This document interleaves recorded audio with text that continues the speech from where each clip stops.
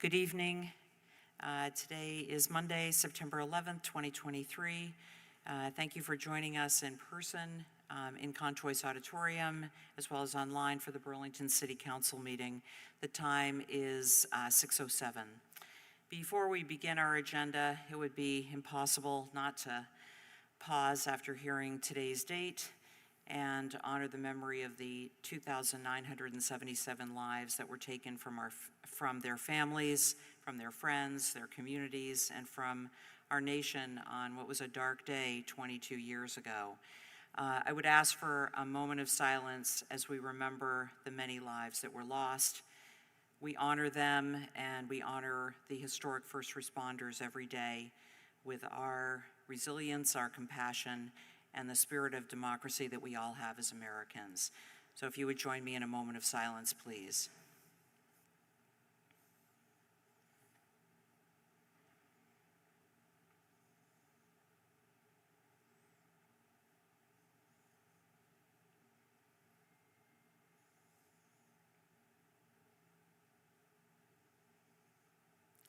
Thank you. We will begin our agenda with item 1.1, which is a motion to amend our agenda. And Councilor Doherty, if you wouldn't mind reading the recommended action, and then we will go to a vote. Yes, thank you. Thank you, President Paul. I would move to amend or adopt the agenda as follows. We're adding to the consent agenda item 5.25, communication from Stephanie Seguino, member of the Police Commission, regarding resignation. Thank you very much, Councilor Doherty. Is there a second to that motion? Seconded by Councilor.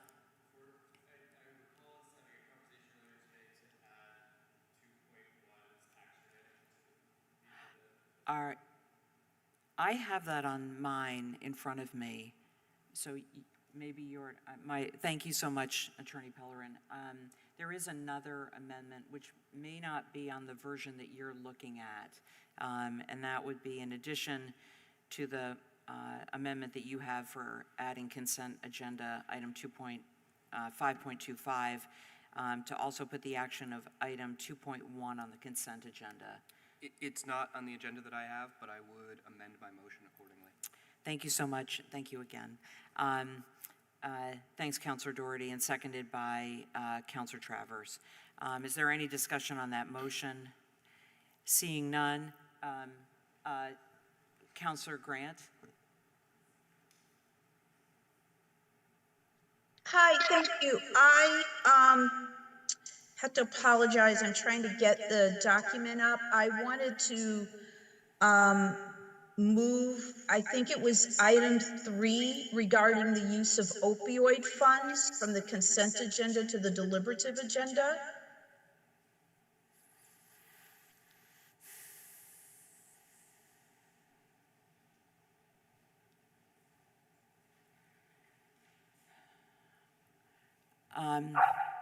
Are you okay?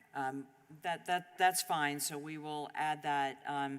Let's try, if we can, to please keep in mind that the agenda is available on Thursday of before a Monday meeting, and if there are items that we want to remove from the consent agenda, it's suggested that you do that prior to the meeting. We will remove part of the amended part of the motion will then include to remove item 5.3 from the consent agenda and make it item 6.2. Is that okay with the maker and the seconder? Yes. Thank you. Thanks very much, Councilor Grant. So are there any other amendments to the agenda? Seeing none, we'll go to a vote. All those in favor of the agenda as amended, please say aye. Aye. Aye. Aye. Any opposed, please say no. We have our agenda as amended. And also wanted to acknowledge that we have Councilor Grant and Councilor Jang both joining us by Zoom. That brings us to the second item on our agenda, which is 2.1, the annual report for the 2022-2023 Parks, Recreation, and Waterfront Commission. It is a pleasure to welcome the Chair and Vice Chair of the Parks, Rec, and Waterfront Commission, which are Abby Duke and Lee Morrigan. You're welcome to join us this evening to present the Commission's report.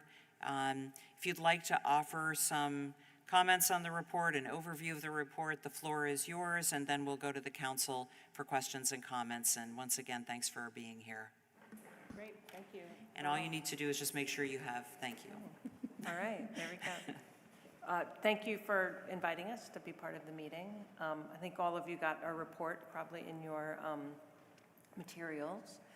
I will say to start, it's a privilege to be on the Parks Commission. I think we all know the Parks and Recreation and Waterfront Department. It's a huge department that touches all of us in many different ways, and I think is really fundamental to what makes Burlington such a good place to live. Now, because it's such a large department, it means there's a lot of different directions we can go on the commission. We've heard from a lot of different members or staff members of the department who come and give us presentations and interact with us. And I will sort of preface the rest of the report by just saying I've been just continually impressed by the professionalism of the department, really from the director on down, as well as the dedication and the interest in trying to be creative and figure out how to do things better. The Parks Department is really on the front lines of so much of what happens in the city and interactions with the public. And so I think it's not an easy time to be out in our parks, but I think they've really done it with tremendous amount of effort and dedication. And as a commission, I think we really see our role as how can we support them, how can we support the department to do better and think about more things and and really bring more voices from the community in. I think highlights from the past year is I'm proud that we worked with the department and with the Parks Foundation to start building what will be a new fund to help with accessibility of playgrounds. And let's see, do you have anything to add, Lee? So much of what Abby said. I think for me, I'm just really impressed with how much Parks employees are doing. Like Abby said, or Commissioner Duke said, we're a little less formal at our commission. Yeah, our folks are dealing with a ton that's potentially outside in years past, the realms of parks, but is very much parks now. And I think the department has done an excellent job in rising to meet this challenge, and I have nothing but complete confidence in Director White on how she navigates this tricky space. And it's a complete honor to serve on the commission and to be here tonight. Great, thank you. Thanks so much. Are there questions or comments from the council?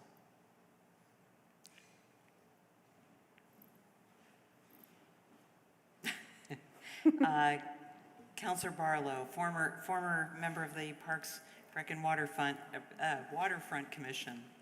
Thank you, President Paul, and thank you for sending us this report. I did have a question about one of the challenges that you mentioned was increasing public engagement, and I was wondering if you had any ideas. It's something that when I was on the commission, we struggled with as well a little bit. So one of the things that we were talking about doing as we went into COVID, unfortunately, was to try to take the Parks Commission meeting on the road and go to some of the parks and some other areas in the city to try to increase engagement. I was wondering if you had some things like that you were working on. Yeah, so we like the idea of taking it on the road. We haven't done that since I joined. I joined kind of during COVID, primarily because of the accessibility and hybrid. We really need to be able to have an online option, and there's nowhere else besides the conference room at DPW where we can do it. We did do one meeting at the Boathouse. I love the idea of taking it on the road, but it's been challenging because of that. I would say we have a plan to do more. That's my short answer. We focused on trying to recruit commission members that represent different parts of the city and different demographics in the city and different interests. And we are working on some ideas, I guess, to try to just, I mean, part of it is just getting out in the community and all of us talking to more people, just trying to get folks' feedback. So if any of you have ideas for us to increase engagement, we're all ears as well. Thank you. Thanks very much, Councilor Barlow. Councilor Shannon. Thank you, President Paul, and thank you, commissioners, for coming here and for sharing your report with us. Last year, Councilor Jang, Councilor Barlow, and myself spent a lot of time in the Parks Subcommittee of the Council, Parks, Arts, and Culture Subcommittee, talking about public safety in the parks. And there was also a lot more public participation in those meetings than we generally get at our subcommittee meetings.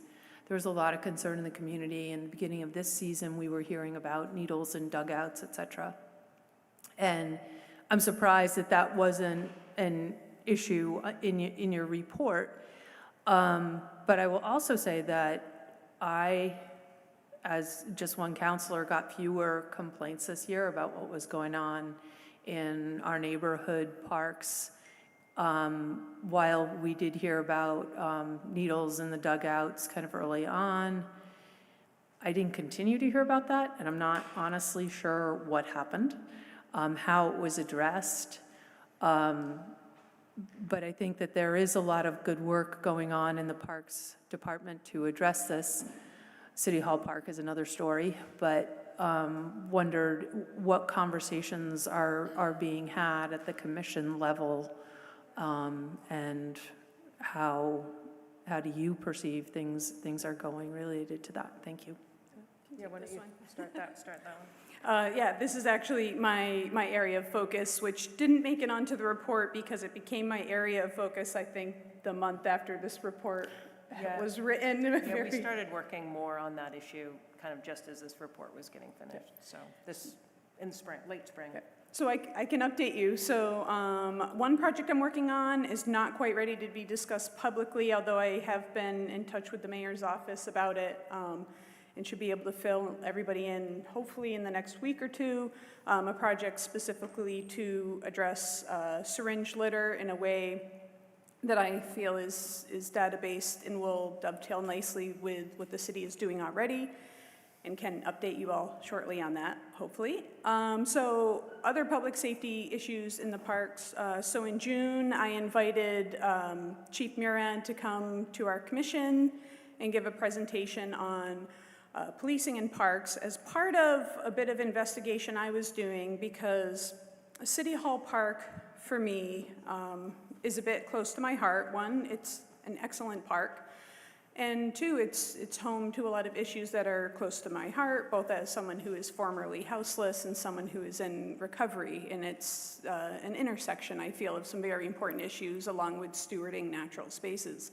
So I myself spend a lot of time in City Hall Park, both in morning hours, daytime hours, and late night hours, because it's second to syringe litter. It's one of the top complaints I get is what people are interpreting to be the state of City Hall Park. So I wanted to get, primary information, is what I'm hearing,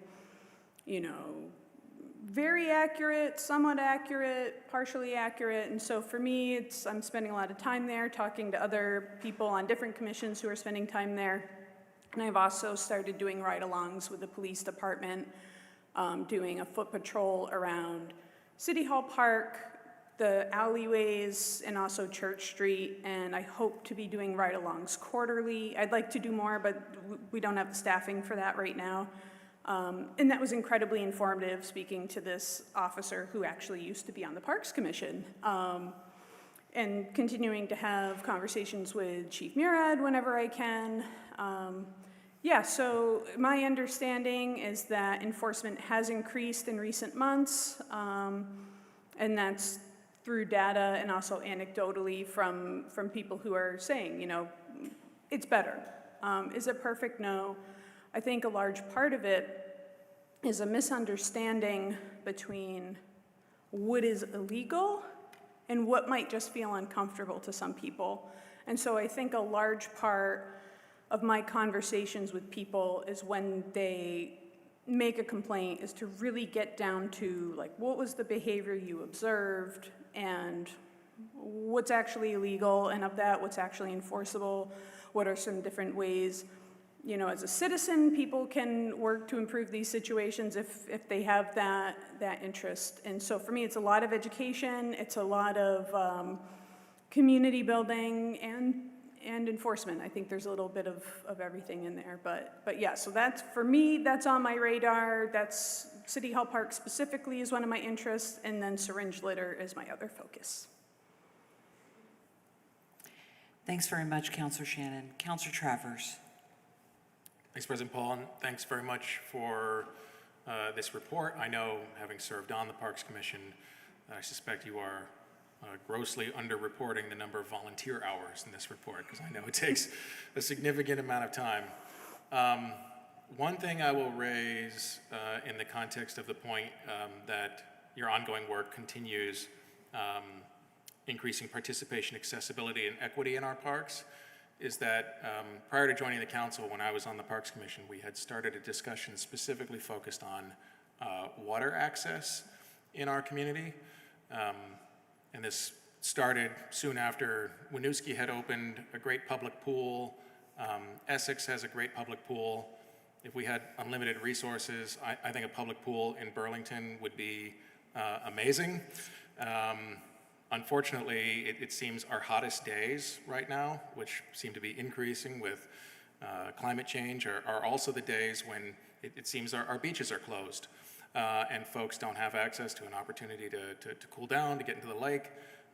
And so we'd be curious whether the discussion has continued at all or not, to see if you have any thoughts on that, or if the discussion hasn't continued, to see if there's any room for the commission to continue it, because I don't think, Abby, I can't remember, you may perhaps had just joined the commission when we had that discussion, and there were some folks from the department that came in with some sort of interesting ideas that perhaps would not have been all that cost intensive, as to, you know, when the beaches are closed and it's the hottest day and folks are looking for an opportunity to cool down in our parks, whether or not there's more we can do in terms of water access, short of building a new public pool until we have those resources available.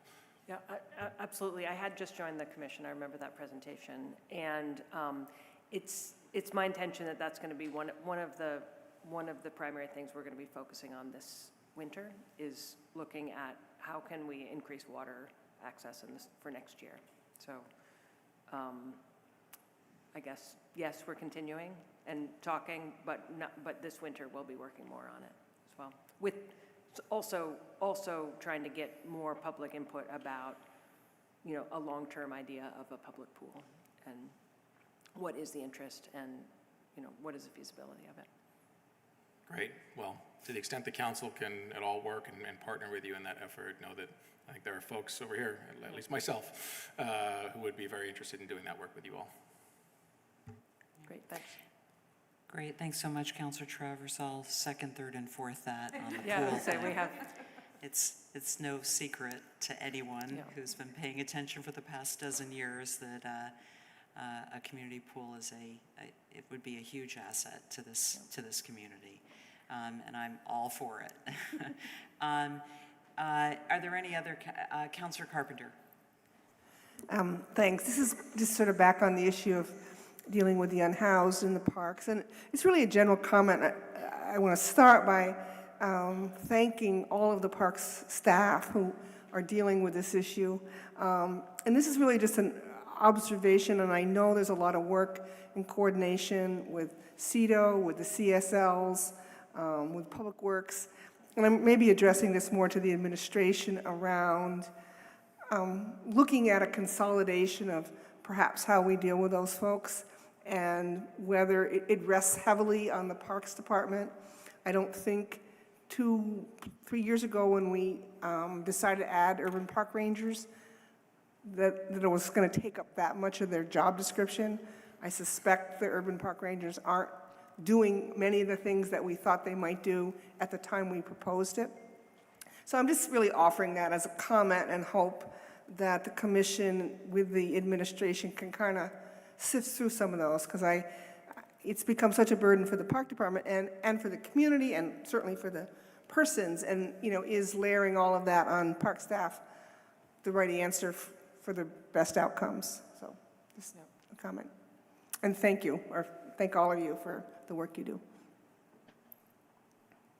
Yeah, I do know that there's been a lot of work to improve that coordination this year. It's certainly much more coordinated than it was the year before. But I think it's an excellent comment. Thanks very much, Councilor Carpenter. We'll go to Councilor Jang and then to Councilor Grant. Councilor Jang. Thank you. Yeah, thank you, President Paul, and thank you for the report. I have to say, I thought that it would have been a little bit more detailed, to tell you the truth. I think it seemed that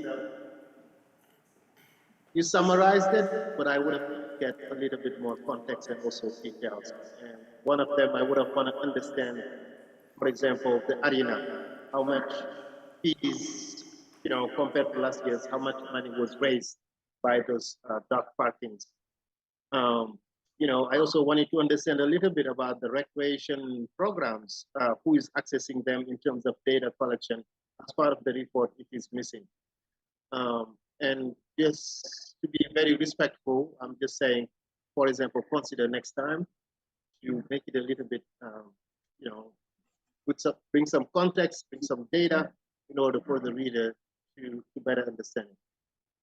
One thing about your report is about the efficient fee. It's a new program, I believe, and was just wondering about the level of how is it going since it was adopted as an ordinance or whatever. How is it going now? How many people actually signed up to it? And we know that in Burlington we only have 15 officials. Have they all signed up to it yet, or not? Cindy, do you know? Officiants have one officiant. One officiant has signed up. Yeah, wonderful. Yeah, but your constructive criticism is noted. I understand. Yeah. Okay, so that was just my question. Thank you again for your work and perfect attendance on both of you when you look at the report in there. Thank you. Thank you, Councilor Jang. We'll go to Councilor Grant to be followed by Councilor Hightower. Hi, thank you very much. I just actually wanted to piggyback this. The very word that I was thinking about was coordination. There's been a tremendous improvement in coordination with the various employees throughout the city in terms of how they work together. So when we look at the people who work for the Parks Department and the, you know, especially the work from the park rangers, the street team, the CSLs, there's just been better coordination and better contact with people in terms of, even though in the city of Burlington, we've chosen not to have a quote unquote official place to go in terms of not camping or using in parks, you know, people are given guidance. And I guess I'll leave that at there. I do want to thank Commissioner Morgan for their time. We speak a lot about the situation around substance abuse disorder in the city and needles and safety in the parks. So that's something that I know is a huge concern for them. And it's great to have them working on this commission as well, because I think that will also help foster the continued coordination, because I believe the coordination that we have needs to be improved. And then some other things that are in the pot, so to speak. So thank you for the work that the commission does. It's really important, and I expect that we will hear more from you as the year continues and as we all work together to continue to keep our parks safe and open for everyone. Thank you. Thanks. Thanks very much, Councilor Grant. We'll go to Councilor Hightower. Great, thanks. I actually really appreciated that it was a good summary to read and that there wasn't a lot of detail, but different strokes for different folks, I guess. The only question that I have is along the same lines as Councilor Ding, for the officiant program, which is that replacing any of the individual things, or is it an option in addition to?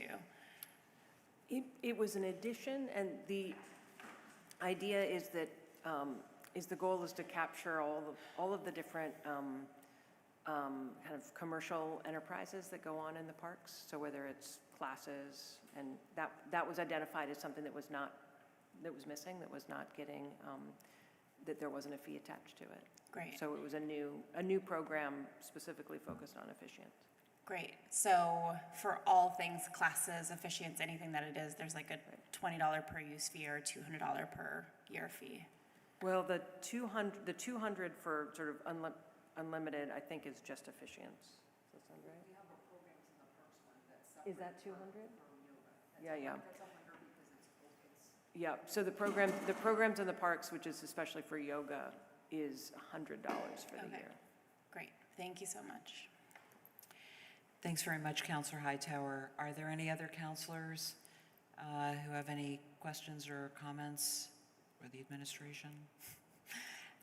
Okay, thank you. So seeing no other comments, we'll close out this item with our thanks to both of you and to the other members of the commission for your service on this commission. And thanks for being here again this evening. Thank you. Thank you. We are a little bit behind. Public forum is to start at 6:30, and we're a couple minutes after that at 6:34. So as the time is now after 6:30, we'll move on to public forum. Before we begin public forum, for those who are joining us perhaps for the first time or speaking at public forum for the first time, we do have a process this evening. For those that are in Conchois, the table that's sitting in front of me has a timer system, and there are 3 lights on that timer. The green light will shine when you begin speaking, the second yellow light when you have 30 seconds left, and then the last red light will shine when your time is up. We ask that you please complete your sentence if you are mid-sentence when the light and the sound indicate that your time is up, so that we give everyone the same amount of time and we can keep the public forum and our meeting moving along.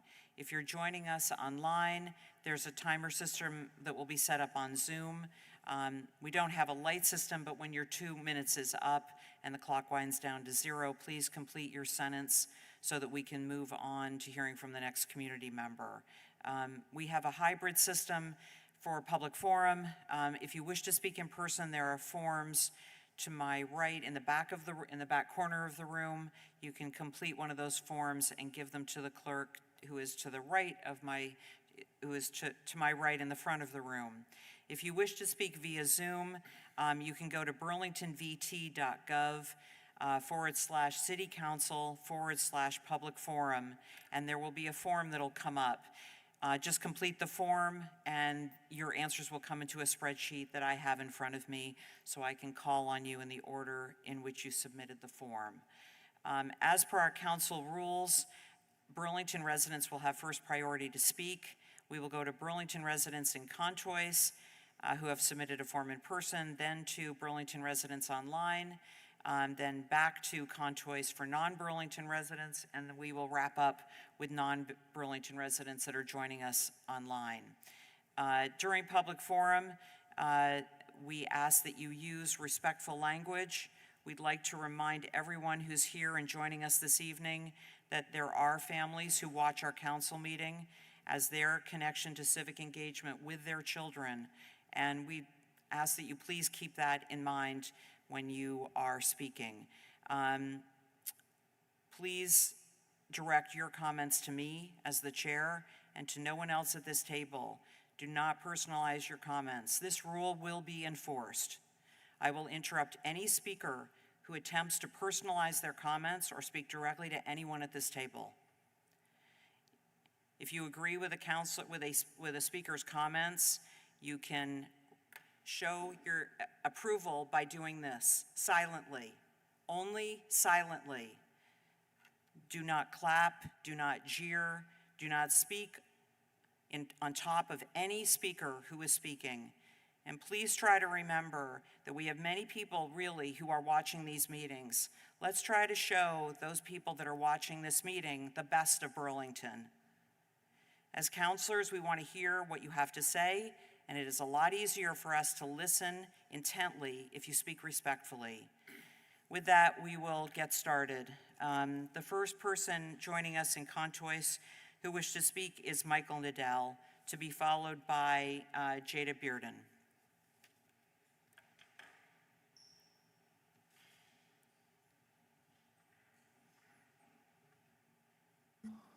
Hello. Hi. My name is Michael. I am a resident of the Old North End. And I'm going to talk about the temporary shelters on Elmwood that the city's, built a couple months ago. They started. We were all aware that there was an understaffed police force involved when those shelters were started. In any other city where these temporary shelters started, the drug use and drug activity has increased. So this happened with the pods on Elmwood as well. Every time I reach out to someone to say, hey, I've seen people shooting up every day, I see people trespassing every day, and I see people defecating on the lawn of the church and in Elmwood every day. Every time I reach out to someone, they say, the police are short-staffed. And that's something that was a known issue. So I wanted to know what the plan was, because it doesn't seem like there's any plan whatsoever to deal with this situation. It's very, very frustrating, because it's a residential area. There's no public gathering area. So people are either visiting or they're trespassing, and they're not visiting. So they're there to use drugs. Not only for I'm concerned about the safety of the residents, but the success of the program is in jeopardy because there are drug users and drug dealers and drug use taking place right outside the shelters on a consistent basis. And that seems inconsistent with the goals of the program. So please do something about it. Come up with a plan. Thanks. Thank you so much, Michael. Our next speaker is Jada Bearden, to be followed by Bella Fern. Good evening. What's up? I'm here to address the kombucha granola white supremacy of Burlington, Vermont. And in doing so, I hope to do two things: speak truth to power and call for the resignation of, So first I want to start with, I came to Burlington in 2018 as a college student at Champlain College. This is very loud. All right. I came to, college student, 18, and I was born and raised in Houston, Texas. And 2 years into my time at Champlain College, the pandemic happened, so I went back to Texas. But during those 2 years I was there, I maintained a 3.78 GPA, and I was also falsely accused of raping a white person, a white female-bodied person. And also during that time, when I was 18, I had sex with Jen Berger, who is now an artist at The Hive, Pine Street, and who was at the time a Champlain College adjunct faculty. So I didn't realize until earlier today, in yoga actually, that Jen Berger was my Harvey Weinstein. She is my monster. We didn't, to her granted, we didn't know that we were both affiliated with Champlain at the time, but yes. So I bring that up because it's a systemic issue, because now I am a houseless person, and it's not a financial issue, right? I have enough to afford rent, but I can't be housed. And I'm also a Black artist and a Black person. I'm only 23 years old, and I don't have housing, and I don't have the opportunity to speak my truth anywhere except here. Thank you. Thank you very much. Our next speaker is Bella Fern, to be followed by Robert Bristow Johnson. Good evening. Hi, and thank you for getting my last name right, Karen. I appreciate that. So hi, Karen. My name's Bella Fern. I use she, her pronouns. And I'm a resident of Ward 3, and I'm just here to remind everyone of my support and my community support of Taisha Green and Casey Ellabry. In my 17 years in the state, I've consistently heard that it's the whitest state, one of the whitest states, excuse me, and I've heard Vermonters, particularly white Vermonters, ask why. There's, of course, lots of history of racism in Vermont, specifically involving removing Black residents from Vermont. But when it comes to the current place we live in, the current time, I think the ACLU says it best in their statement. Excuse me, I'm just going to turn to that page. We all deserve to feel a sense of belonging in our community, but the time and time again, Black Vermonters are being driven out of their jobs and their communities due to racist harassment, retaliation, and backlash retaliation and a lack of support to thrive. The actions against Taisha Green is absolutely an example of this, and I believe further exacerbates the issue of racism in Vermont and empowers actionable racist Vermonters in the state. I ask you to hold those perpetrators accountable and ask them to take actionable accountability, more than words. And finally, I just ask you to think about the folks of color who live here in Vermont or who want to live here. Are they truly safe? Do they truly feel safe here if the status quo continues? So, thank you. Thank you so much, Bella. Our next speaker is Robert Bristow Johnson, to be followed by Jack Tiano. So, good evening. I knew I was going to be here to say something, and I never figured out how I was going to say it. When you speak truth to power, you have to speak the truth. And everyone in government who not only receives money and payment for their services, but also spends our money, it's our tax money, they're accountable. They have to submit themselves to account. And when any group says that we don't have to be accountable because of the group that we're in, that's a form of elitism. And elitism on the basis of race is racism. I have a brother who in the 70s was in the Peace Corps in Sierra Leone, fell in love with and married a woman from Sierra Leone, moved back to the United States. I have 3 nephews who are persons of color, and they live in Minneapolis. My brother lives 7 blocks south of where George Floyd was killed, right on Chicago Avenue. One of my nephews is a city planner for the city of St. Paul. They all told me that the audit of Ms. Green was totally appropriate, like over the top appropriate, like should have been done. And they were quite familiar with the issue. You know, in the national news, we look at Clarence Thomas, for instance, and all of the freebies he's received from persons that may be Supreme Court subjects, and we can't audit Clarence Thomas because he's black? Thank you so much. Our next speaker is Jack Tiano, to be followed by Brian Thornton.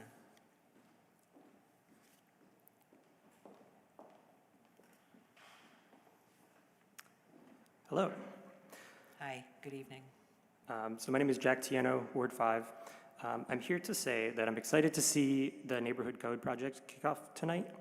I was very involved as a citizen advocate on the now completed Southland Innovation District zoning overlay project. But as I've said before to you all, I think that the neighborhood code project of tackling the barriers to housing in our residential districts is a much bigger prize than a spot zoning like that. And that it's how we really systemically change the problem of housing access and affordability in Burlington for the long term. I encourage the council to be thinking about how the changes pursued throughout this process affects the cost of housing per dwelling unit, and let that guide the densities that you target. I was very impressed by the work done by city planning staff on the SEID, and I expect that their excellent work will continue, and I look forward to engaging with you all on this process. With the rest of my time, I also wanted to quickly invite you all to a party. Next Friday, September 22nd, from 4 to 8 p.m. across the street on St. Paul Street next to the park, Vermonters for People-Oriented Places will be celebrating World Car Free Day. We'll be closing the street to cars, opening the street to people, hanging out, holding a pedestrian and cycling urban scavenger hunt with prizes, and sharing information about alternatives to driving in Burlington. We hope to see some elected officials there. Thank you. Great, thank you very much. And our last Burlington resident joining us in Contois is Ryan Thornton.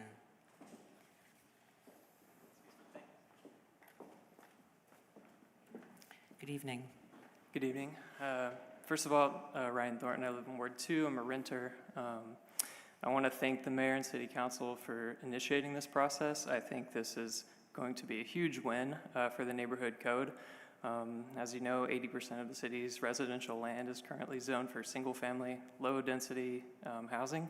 And I think, while I think it's a really good thing to go ahead and change that, I think reversing the decisions that we made in the past to sort of ban multifamily housing is not likely to sort of get us the result that we want, because much of the city is currently built out with single-family homes. And so with that in mind, I just encourage you to take this as far as you can to make this affordable to people. 60% of Burlington residents are renters. Most of us are priced out of home ownership. So what can we do throughout this process to make ownership more feasible for more people like myself? I'm thinking reduce all the barriers in terms of smaller lots so that we can build smaller homes. Or to make it more possible for multiple people to have a joint ownership, to have co-ownership of a property. That means addressing issues like multiple freestanding units. Another option would be to look at what it would cost to develop. Currently, I'm not sure that developing a duplex, tearing down a single-family home and developing a duplex is really going to be financially feasible. So what can we do in order to make sure that whatever development we're allowing actually makes sense for people to do? I would also like to invite you to the September 22nd Car Free Day party. It's going to be a great time. Thank you. Thank you very much, Ryan. We will go to those Burlington residents that are joining us online.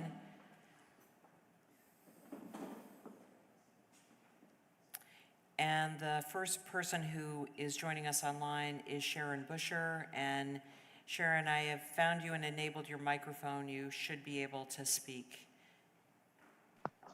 Yes, I can. Thank you, President Paul.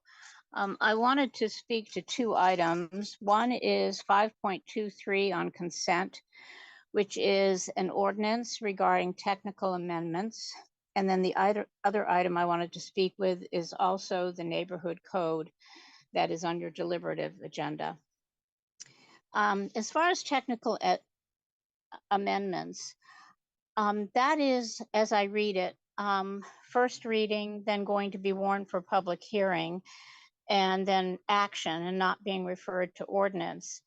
And I understand the desire to streamline, but I wanted to alert you to the fact that the Planning Commission really, they had it on their agenda, but they didn't discuss it. I read through all of them. It's fairly lengthy, and gave some comment, but I don't feel like I represent the city of Burlington. And I feel that the Planning Commission felt that they have great confidence in planning staff, so do I, and it was unnecessary for them to take it up. But I really feel like without additional eyes or review, we fall short of really catching something that maybe should be caught before it gets put into the ordinance. So I'm concerned about that, and I just wanted to alert everyone to that. The second thing has to do with the neighborhood code process. And I understand the desire to streamline and have joint committees. I, in my past life, have been part of that process. I'm not sure how successful that was when we went through it, but I certainly applaud the idea. My concern is compressing opportunities for the public to have input. I was encouraged by the staff memo stating that there would be opportunities at NPAs, et cetera. But I wanted to add one thing, if you would allow me. There's meetings in the new North End and the South End, but I didn't see one in the central area of the city that would include wards 1, 2, 3, 6, and 8. And I was really hoping that that could be added. Thank you very much. Thank you very much. The next speaker joining us online is Colin Larson. And Colin, I've found you and enabled your microphone. You just need to unmute on your side. Hey, can you hear me? Yes, we can. Hi, so my name's Colin Larson. I live in the new North End. I'm also really excited for the neighborhood code. I, like previous speakers, was involved as a member of the public with the South End Innovation District, and I'm really excited that it's, kind of our turn in the new North End to help contribute to additional housing availability. Just for reference, if many of you may recall, the new North End is largely residential low density, which has a minimum lot size that's way higher than is feasible for the kind of housing that we need to build. Because of the laws around planned unit developments and minimum lot sizes for freestanding buildings, cottage courts are not legal to build in the new North End. And that's a housing type that I think is a lot more in line with what a lot of Vermonters want to see in their neighborhood. So it would probably be a little bit less contentious. Anyway, I'll hold a lot of my more specific comments for the meetings and public engagement later on, but I'll just say I really support this effort. And then I just wanted to make a quick comment about item 5.6 on the consent agenda. This is about the parking availability on North Winooski after the bike lanes that went in. There were a number of solutions that were proposed during this process, and one of these was parking permitting system. And I think that this is something that the city should really seriously look at creating. Street space is public. People are parking their cars there for free. And it doesn't really make sense to me that, they should be able to do that. So parking permitting, take a look. Thanks. Great, thank you very much. There are no non-Burlington residents that are joining us in Contois. There is one online, so we'll continue with the public forum online, and that is Karen Sita. And Karen, I have found you and enabled your microphone. You just need to unmute on your side. Thank you, Madam President. It's Karen. Thank you so much. You look fabulous, by the way. I love the blue on you. I'm here to just remind Vermonters.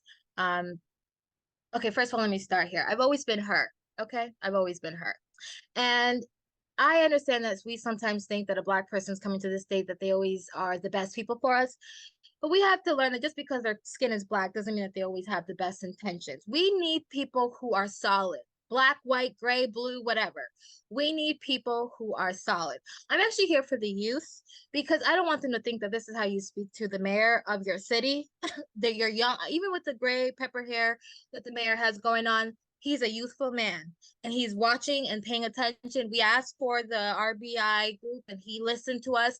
I think people need to stop with this whole kid bringing up his child. I brought it up and I get it. People want to follow me, but that's not how you do it. I wanted him to have a legacy, and he now placed a legacy. I mean, the same people that were yelling at the mayor were eating fried chicken in front of him like a couple of weeks ago. I mean, it's crazy. To Okay, well, I say just we're wanted interested to, in hearing yes, it. well, the general comment is that the mayor's here to stay, and he's here to help us, and we need to figure Please out. direct your comments to me as the chair. Do not personalize them to anyone else at this table. No problem, Madam President. I'm just here to speak for the people. I'll just quickly say this. Once I graduate and get my policy degree and all this, I'm coming to make the policy because the people are really in need of a real leader. We're in need of housing. We're in need of people who are going to do stuff. We don't have time for lawlessness and lawless leaders. We need people who listen to the people and make action. It's time for action. Black, white, gray. If you got the action, if you know how to bring action to save Vermonters, Burlingtonians, this is the time. I always call an action. People, do something. File lawsuits, whatever you need to do something to help the city, because at this point, we have full of lawlessness and people who don't want to help when they know that the need is great. That's all, Madam President. Thank you so much. We do not have anyone else who wanted to speak during public forum. So with that, we will close public forum at 6:58 and continue with our agenda. And thank you to all who participated during. We do have one other person who wishes to speak, Todd LaCroix.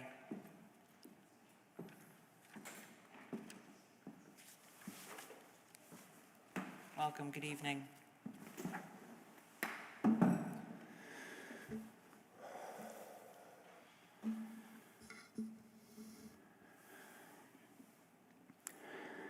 "22 years. 22 years later since 9/11, and here we are. And last meeting, you all confirmed that 9/11 successfully destroyed democracy, that the First Amendment means nothing to you, that politics and your games trump everything. And here you are, all still pretending to be righteous after you all exposed yourself with hypocrisy. The First Amendment, the rights that you all pretend to defend, yet you openly stomp on. And you support the very people who are tearing us apart because you don't know how to face the enemy within. Because you're all cowards, is what you displayed last meeting. You know, you ask us to face the racist amongst us, but you don't have the same courage within yourself.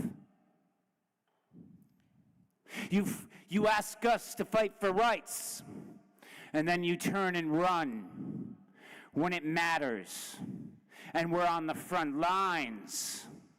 You all are cowards. With Occupy Wall Street, I've been on the front lines for 13 years straight. And look at how you treated me. I am your base, and look at how you treated me. This is why you will lose the next elections, and I warn you, you are more empowering Trump than any of his supporters through the way you acted last fucking meeting. Thank you very much. With that, we will now close the public forum at 7:01 and continue with our agenda.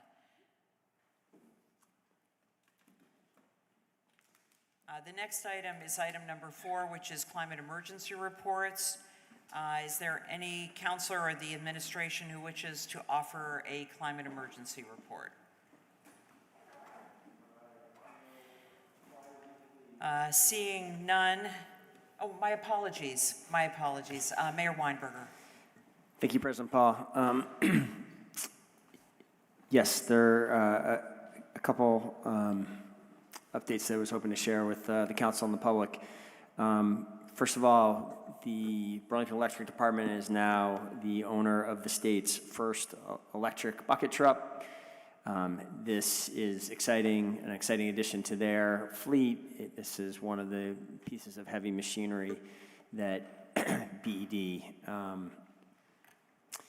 utilizes to maintain the city's electrical grid. I think it's also exciting for what this suggests about where we're headed with electrification both of the city fleet and of heavy equipment, heavy-duty equipment more broadly. This is really the first addition to the city's fleet that is of this kind of scale and size of equipment. We've had Zambonis and lawnmowers before, but this is a new scale and suggests that really in the short years ahead that virtually any equipment can be electrified, which is critical for our net zero strategy. In addition, I did want to just note here, we're about to have an extended discussion about the neighborhood code. Appreciate the speakers from VPOP coming out and engaging in this already. I expect the presentation tonight isn't going to dwell on the environmental aspects of it, but I do just want to take this time to remember that development in Burlington, in the walkable, bikeable neighborhoods of Burlington, is almost always replaces substitutes for development in areas of the county and the region where the climate impact would be much greater. Households that are in Burlington tend to use somewhere between about half the electricity that suburban locations, half the power, the overall energy that suburban locations offer. So on top of the many other housing benefits and other benefits of pursuing this neighborhood code, we should see it as something that it will also be advancing us towards our environmental goals as well. So looking forward to the presentation. Thanks, President Paul. Thank you, Mayor Weinberger. Are there any councilors who wish to offer a climate emergency report?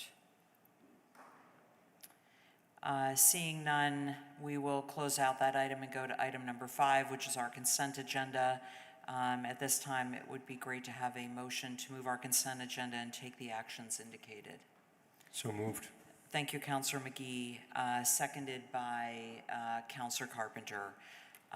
Is there any discussion on the consent agenda, noting that we had removed item 5.3, that is now 6.2?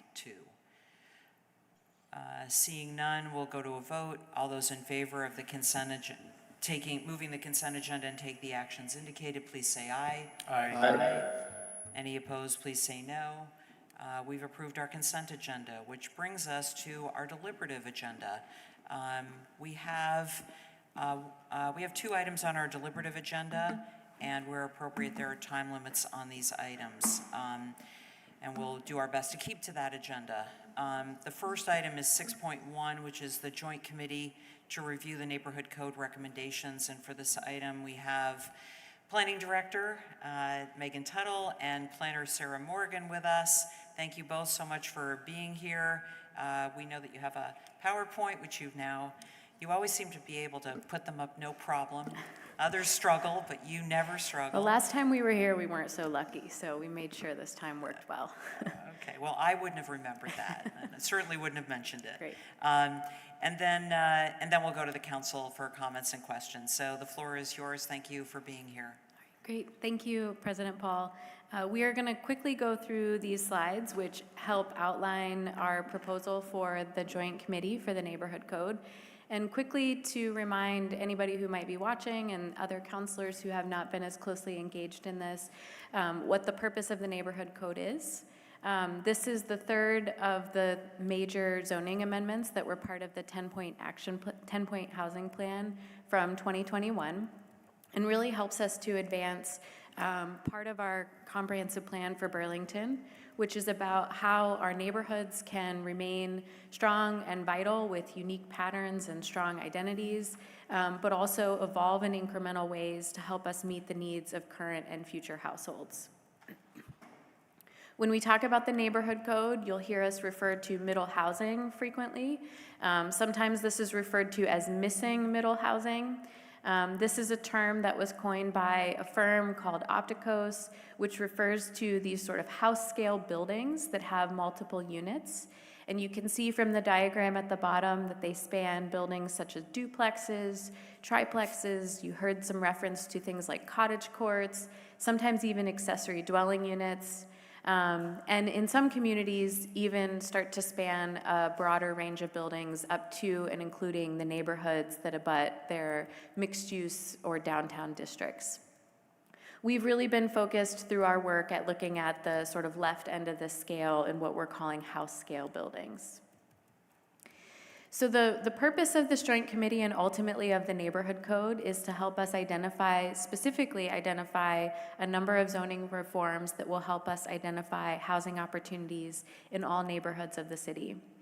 When we came to present to you in May, we shared some research that our office, largely Sarah in our office, has been doing about the historic development patterns in Burlington, the history of our changes to our zoning laws that apply to these residential areas, and work that we had done to identify what the zoning barriers are today that are precluding more of these middle housing types. The next step of this work and what the Joint Committee will be involved in is helping our staff and a consultant that we've been working with actually take that information and provide recommendations about how we can actually support more of these middle housing types. I think one important thing to mention about these middle housing types is that they're not only already present in almost all neighborhoods in Burlington in different forms, but this has also been a subject of importance across the state of Vermont. Since we identified this as a policy objective in 2021 and started our work on it, there have been two major initiatives at the state level that have further boosted the work that we're doing. The first is that the state identified and created a brand new grant funding opportunity called the Bylaw Modernization Grant Program. We were one of the inaugural recipients of that grant funding, specifically to help identify new opportunities for neighborhood scale housing across the state. So this work is supporting that state level goal. And then I think many of you are probably familiar with Act 47, which was an act of the legislature this year, often called the Home Act. It was a very expansive housing bill that established a number of studies, changes to state law, and funding programs. The neighborhood code will address a number of new issues that we have to look at in our zoning ordinance as a result of Act 47. Specifically, Act 47 created new standards for what municipal zoning can and can't do related to these middle housing types, such as municipal zoning can't treat duplexes any different than single-family homes from a regulatory perspective. So as we work through our potential zoning changes to help support more of these middle housing types, we'll be making sure that we're addressing all of the new requirements that were brought forth by Act 47. So the reason we're here tonight is to just introduce to the council our proposed scope for this joint committee in terms of how we'll move forward with the actual recommendations of the neighborhood code. We have spoken with all of the members of the ordinance committee and the council president about this, as well as the planning commission chair. And I know the planning commissioners themselves are really eager to get more in the weeds on the zoning amendments that would come forth from this process. So the proposed scope for this committee is to jointly review and participate in discussion about the public input that we've received to date through the engagement work we've been doing over the last about a year, as well as to collect additional feedback through their joint committee process and through the work that we'll be doing this fall to help develop the draft ordinance and specifically to help work through some of the questions about how these housing types can be enabled. We're looking forward to the joint committee coming together to provide feedback to the staff and to a technical consultant that we're working with on the proposed middle housing types that we would like to encourage more of and the specific zoning tools that will help us get there. Specifically, there will be issues where we might have multiple options to choose from in terms of how we might carry this forward. So that'll be an important place where getting the joint committee's feedback will help guide the direction of this work. And ultimately, we know that based on the scopes of the individual bodies, their specific areas of expertise, and their specific relationship to different constituents in the community, that each of you have different lenses and different perspectives that you bring to discussions about zoning. And so our hope is that through this joint committee process, everyone can be part of learning and hearing about that information so that we're bringing forward a recommendation that addresses the things that each of the bodies typically focuses on. And then ultimately, following the formal kind of committee process, which Sarah will quickly outline, our aspiration is that this joint committee can provide a recommendation to the full council as a group in lieu of doing 2 separate reviews of this amendment. Right. Oh, great. So the proposed schedule and topics for these joint meetings we have kind of outlined into three phases, and to the extent possible, we propose to use the Planning Commission's regular meetings throughout the duration of 2023, as well as special meetings as needed. Running from late September to December, the proposed schedule for the joint committee includes 6 meetings before referral to council to consideration. The first of these 3 phases would be from September to October, the first meeting being a committee kickoff, where staff will provide an overview of the neighborhood code scope, the new Act 47 requirements that Megan mentioned, and work done on the neighborhood code to date, as well as the summary of feedback on the code, with the second meeting being a presentation by the city's consultant, which introduces the proposed missing middle housing typologies, as well as the locations, a discussion of the design influences, as well as a relationship to the city's current barriers to these housing typologies, as well as opportunities for committee feedback. With the second phase being the development and review of ordinance language, this third meeting would be the review of the draft ordinance language, which introduces and includes a line-by-line walkthrough focused on the standards that relate to the presentation from the city consultant in meeting 2, where the staff and consultant will provide an opportunity to answer committee questions and discuss possible edits. Meeting 4 is a similar structure where we'll have a continuation of the discussion from meeting 3, and the line-by-line walkthrough will discuss additional other related amendments and options for implementing these housing typologies, with meeting 5 being the review and edits to inform a public hearing.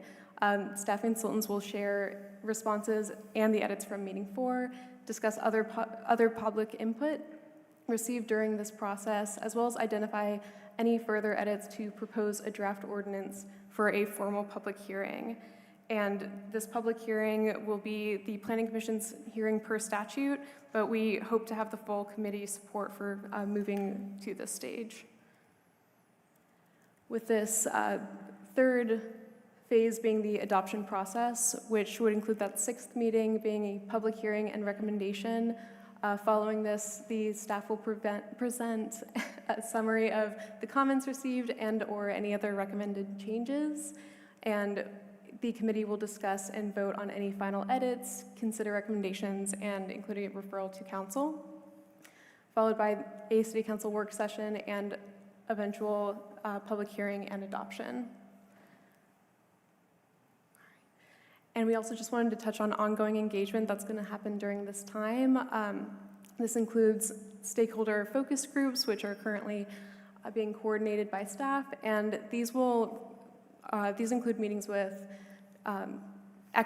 subject matter experts to vet these proposals and help us and the consultant flag any particular issues or different opportunities for the staff and the committee.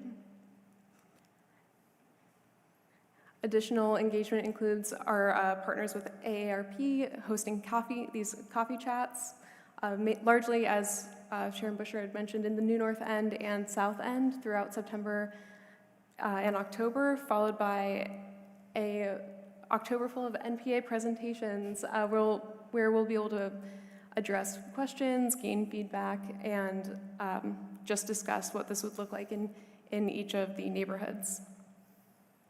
An additional public engagement session is hoped to be in November or December, where we will hopefully share these updated proposals based on committee's feedback, as well as collect final input. as well as additional technical assistance coordinated with AARP, including fit tests with Opticos Design, which would really showcase what these housing types would look like in each neighborhood. Great, so we're here tonight again just to share with you our proposed plan for this joint committee's work, and our hope is that we can answer any questions about the scope and the intended outcome of that process, and through your acceptance of the communication, we can get started with the joint committee's work. Great, thank you very much. So we'll open the floor now to the full council, and the first speaker in the queue is Councilor Travers, Chair of the Ordinance Committee, and then we'll go to Councilor Hightower. Thanks, President Paul, and thank you for the presentation. Just a couple comments here. I think, first of all, I echo some of the comments that we heard in public comment, as well as from the mayor, that I'm thrilled that the neighborhood code is now coming forward and that we're beginning this process. I think we are still in the midst, very much so, of a housing crisis, and time is of the essence. I do think that the neighborhood code, perhaps even more than the South End Innovation District, even more than our removal of minimum parking requirements, even more than our attempts to address short-term rentals, is really perhaps the most comprehensive way that the city can further address our ongoing housing crisis. And to the end of addressing that crisis, I'm glad that you've been working to find creative ways to help streamline this, including through your proposal that we sit as an ordinance committee in a joint committee with the Planning Commission.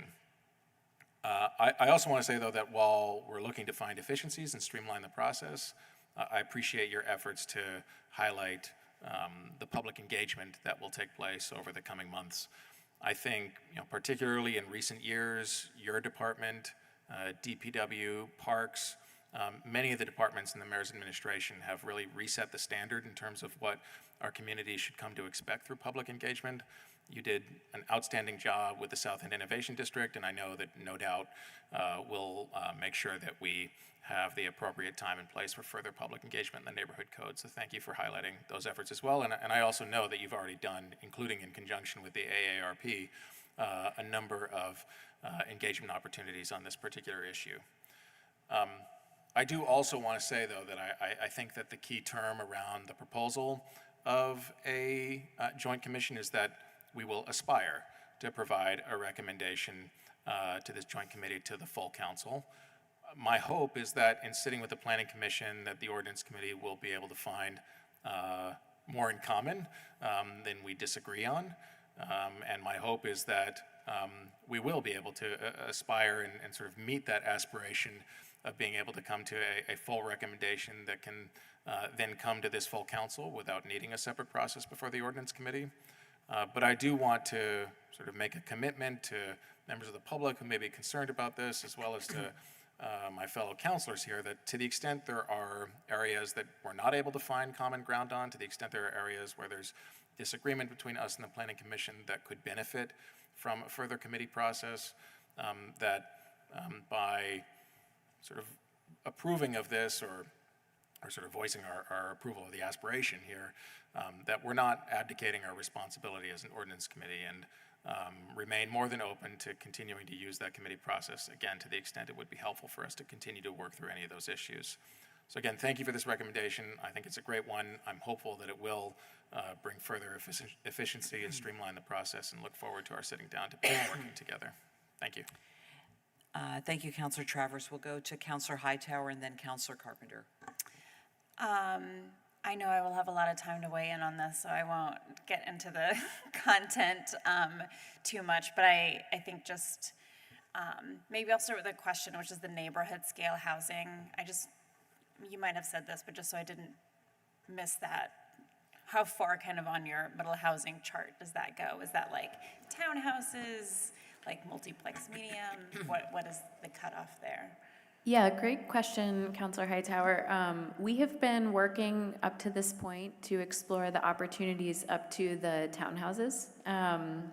We specifically are looking at how we can also think about layers, and this will get presented to the Joint Committee, layers of context where certain housing types may be allowed and other types might be reserved for, like corridors, for example, or major thoroughfares through different parts of the city. So we are looking primarily up to that townhouse level. Great, thank you. So I would say the only thing that I would say, even as you get started, I think definitely making it as simple as possible, given that our is great, and then also just want to echo two things. Just so glad that we're in this moment and that this is moving forward, and really looking forward to digging into it. But then also share Councilor Traverse's concern that I think it might be better if we assume that it might have to go to the ordinance committee, especially just having been part of the short-term rental process and other things. I think it's fine that if at the end of the process we say, oh great, we're all in agreement and this is good to go, but I think it would be remiss to have the committee sit through the whole thing, and then if we have a separate commission or a separate recommendation, to not really be able to formally present that. And then also, unfortunately, sometimes the way public process goes is just sometimes going from one committee to the next is what jogs it enough in the media that folks actually note of it and then participate. So I think based on how much input we've gotten to that point, that might be a necessary thing we want to pursue, just from the public input perspective as well. So I wouldn't want to assume that it will necessarily skip the ordinance committee, although I appreciate the efficiency of us looking at it together. Thank you. Thanks very much, Councilor Hightower. We'll go to Councilor Carpenter and then to Councilor Shannon. Thanks. I also want to comment on sort of the issue of the joint committee, which I'm very supportive of, and just offer that I had a conversation with Director Tuttle that I think we need to look at this whole process of zoning ordinances and the complexity, because it's governed a lot by state law. We spend, as a council, a great deal of time and angst over appointing planning commission members, and then sometimes don't choose to listen to them. Zoning is a world on it to its own, and I just think we can do better, long run, not short run, in figuring out our process, rather than having every single thing go first to planning and then to ordinance. So I'm really offering this as just an editorial comment, and I asked Director Tuttle to sort of think on it, see what other communities do. We still need an ordinance committee because we've got a lot of other ordinances, but is there a better way in the long run to handle how we ponder over zoning things, and this sort of two-phase structure? Is this the best way? Could, for example, two councils be on the planning commission? I don't know. I just think we really owe it to ourselves to look at that. And I hope we do over the next year.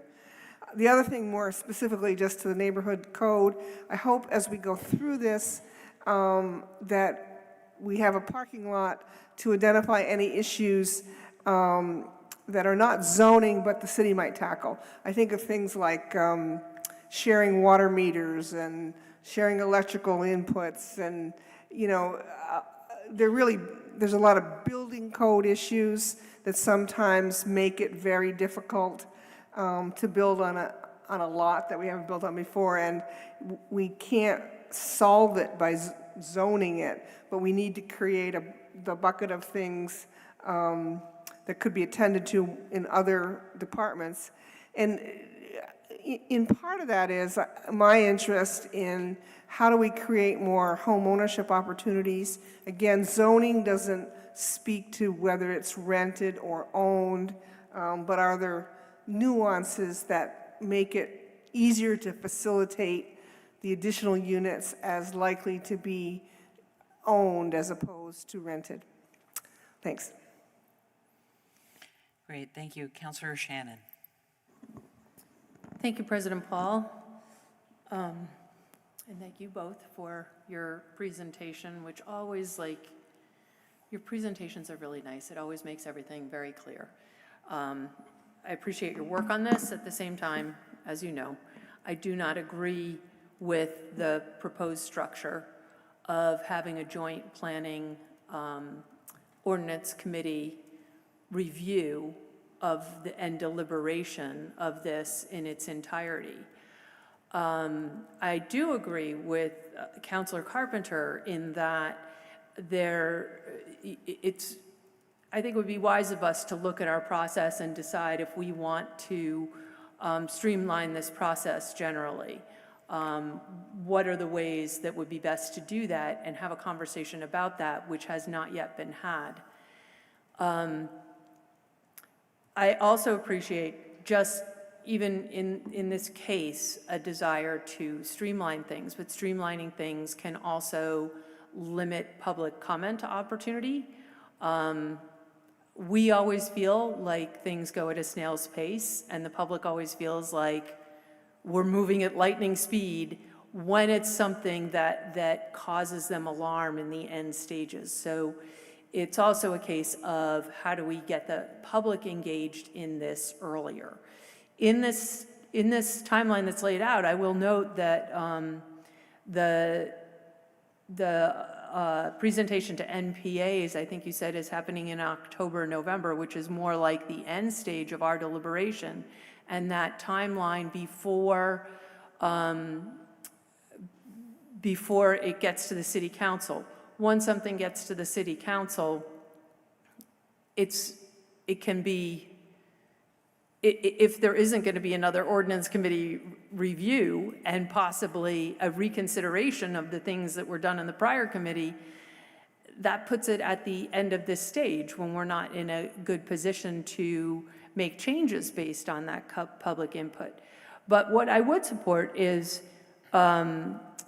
if you look in kind of the beginning of this presentation, not the very beginning, let's see, 1, 2, 3, 4, 5, 6, 7 or 8 pages in, the proposed schedule, introduce concepts. There are 2 meetings proposed to introduce the concepts. And I think it would be very valuable for the ordinance committee to participate in that when jointly, so it doesn't have to be done twice. Then, when it goes to develop and review language, by having a joint committee, that means we're 11 people at the table. That's more people than are at this table. Well, if we include everybody on Zoom, that's, I'm not sure how many, it's 11. Okay, so that's too many people for a deliberative body. This is not an effective process that we're laying out here just for that reason. If we want to shorten this time frame, I would not object to having a parallel track where the Planning Commission is deliberating on this and the Ordinance Committee is deliberating on this at the same time. And like the legislature, we then have a merging process of the ideas that come from both committees. I'm not sure that we're going to know, with 11 of us at the table, what is the opinion of the Planning Commission, what is the opinion of the Ordinance Committee. I'm sure that there are going to be planning commissioners that agree with Ordinance Committee members and vice versa. So I think that this is a great project that we are embarking on, and I strongly disagree with the process that has been laid out here. I hope there will be further discussion about it as we go forward, because I don't, the other factor is the Ordinance Committee is very busy. We have just, we've just laid out a bunch of meetings of the Joint Ordinance Charter Change Committee meeting, Joint Charter and Ordinance Committee. Now we're going to have all of these, and presumably we have other Ordinance Committee work that we still have to do and schedule Ordinance Committee meetings. That's an awful lot to ask. Thank you. Thank you very much, Councilor Shannon. Are there any other councilors who wish to offer comments on the presentation or the process that you've laid out? Councilor Jang. Thank you, President Paul, and thank you also for the presentation, Megan and team. It is very rare that I am in complete agreement with my colleague, Councilor John Shannon. but I completely believe on this one, I am in agreement with her that this timeline is very ambitious. You know, it is good that the city now is striving to engage the community in a lot of processes, but at the same time, let's do it in a way that's qualitative and also quantitative. It seems we're rushing to have things done with this ambitious timeline, and from my perspective, this at least can take one solid year of revising, of engaging, and before we make any decision. And just to say that I'm in complete agreement with Councilor Shannon on this one. Thank you for your work. Thank you so much, Councilor. Thank you so much, Councilor Chang. We will go back to Councilor Hightower. I think I just have to say, having been part of the short-term rental team, which was a joint committee, I think Megan is one of the best facilitators of meetings that I have encountered in feedback and making sure to move things along. So I have a high degree of confidence, having seen the department walk through another very complicated process that took a really long time, of the ability to take everybody's feedback and move it along.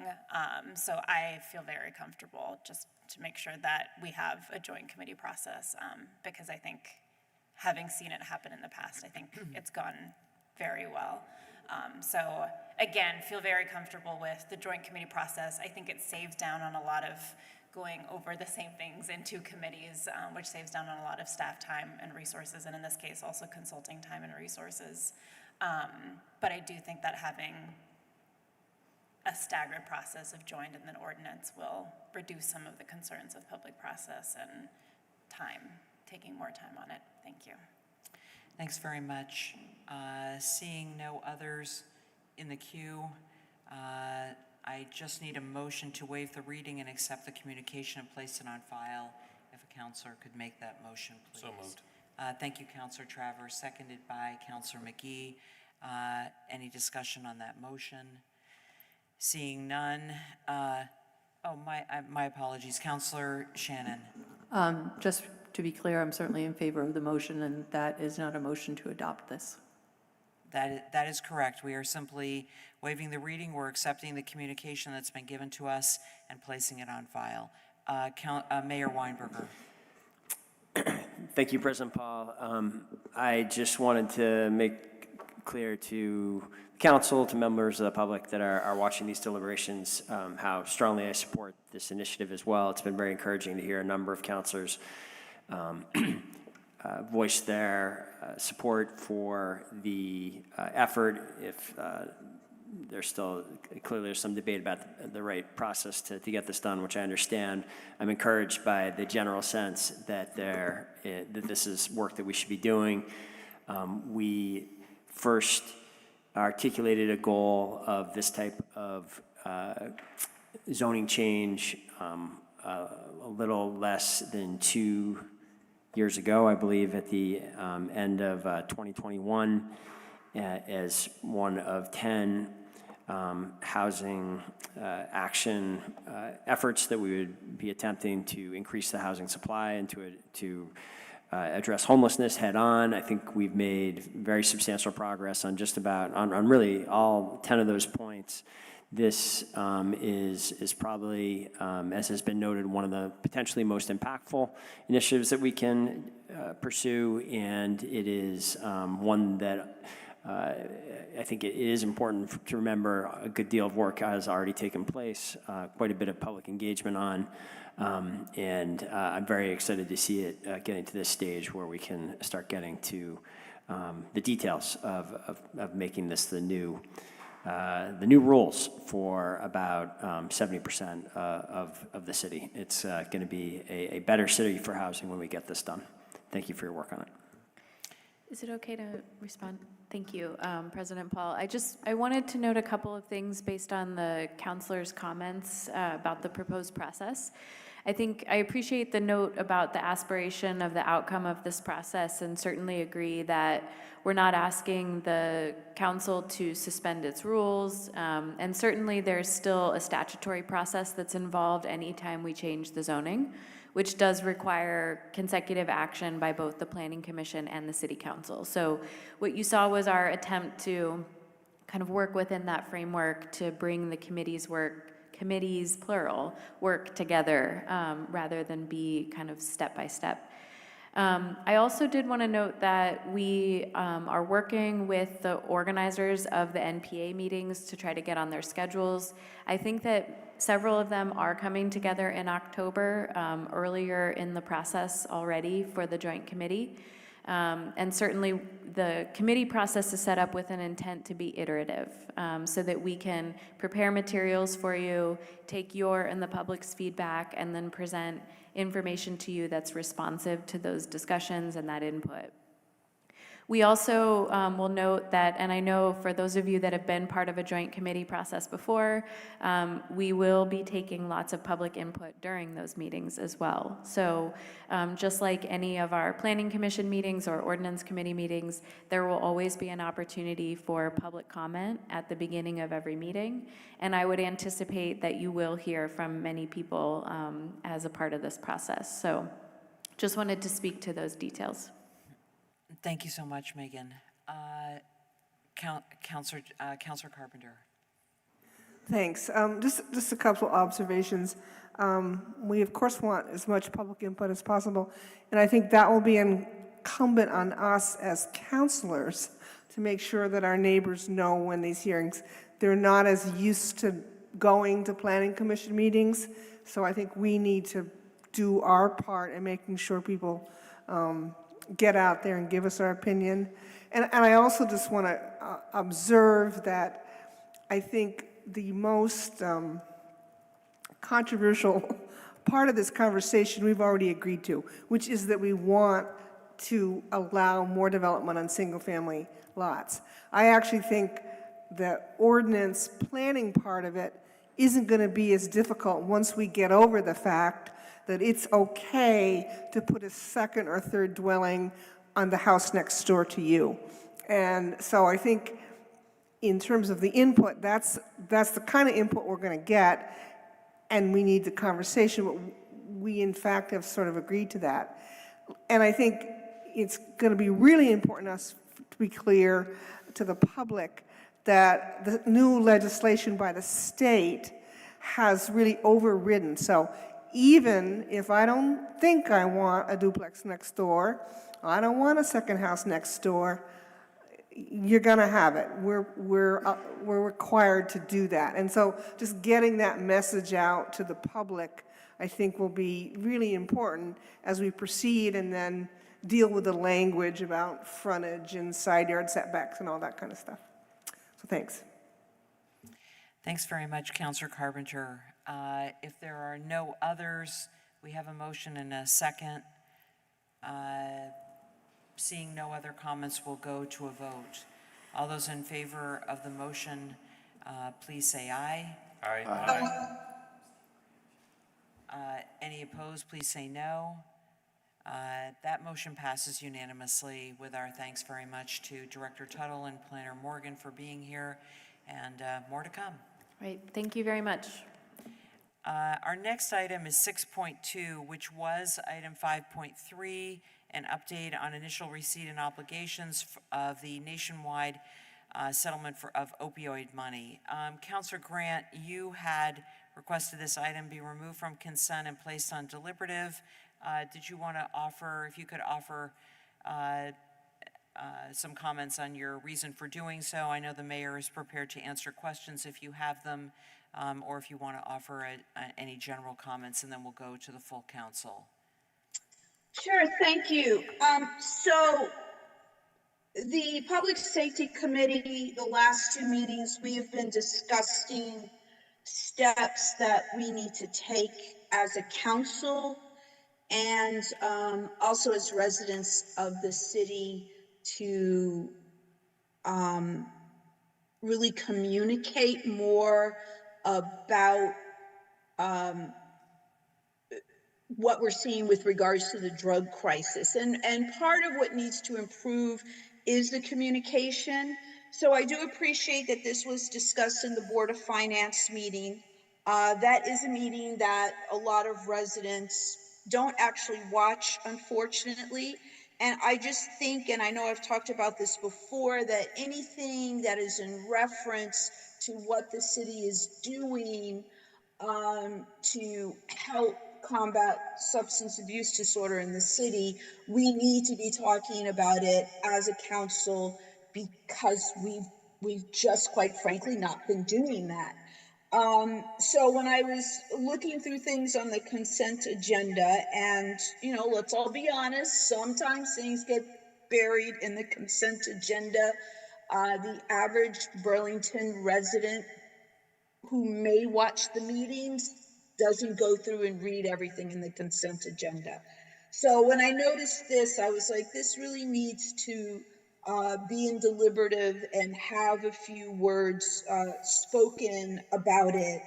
And then afterwards, I just had a couple of suggestions with regards to how the opioid funds are being tracked. Thank you. Thank you very much, Councilor Grant. Mayor Weinberger, did you wish to speak to this? Sure, I'd be happy to, President Paul, and I appreciate Councilor Grant's effort to raise attention to this. I do think this is an important action that we are asking the council to take tonight. The memo from myself and our CAO before you is really, there's, I think, two important elements to it. One, it is an update on where we stand with respect to collecting substantial settlement dollars from a variety of different lawsuits that have been taking place and the city has been in one form or another a party to. This is amidst the backdrop of absolutely heartbreaking and devastating and growing drug crisis. This is probably the most significant piece of potentially positive news, is that new resources are flowing to the city and the state for this fight. The memo that we have posted tonight details 3 agreements that the city is started to receive settlement dollars from. To summarize, we have received so far $220,000 and $651 in opioid settlement money to date. We are expecting an additional $182,598 to be received over the course of FY24. The second really significant part of this communication, and is really the action that we're requesting, is that we make a further commitment of these dollars. Past city council actions and administration actions have already committed about $155,000 to date. That the money has largely been committed to the support of the city's community stat effort. This is the effort that the city makes to organize the various different treatment, law enforcement, housing, and other professionals that work on one aspect or another of the opioid crisis, the drug crisis. The city convenes a monthly meeting on that. We have a staffer in Scott Pavick, who devotes a very substantial percentage of his staff time to the organizing of this regional meeting. And past council actions have committed those dollars. What we are proposing tonight is that an additional $75,000 be committed to the Vermonters for Criminal Justice Reform. This is the organization that has gotten some media attention for the services that they've added here in downtown Burlington over the last year that have succeeded in getting into treatment approximately 150 new individuals that were not previously receiving treatment. They're working very hard to in the justice-involved community. As we know,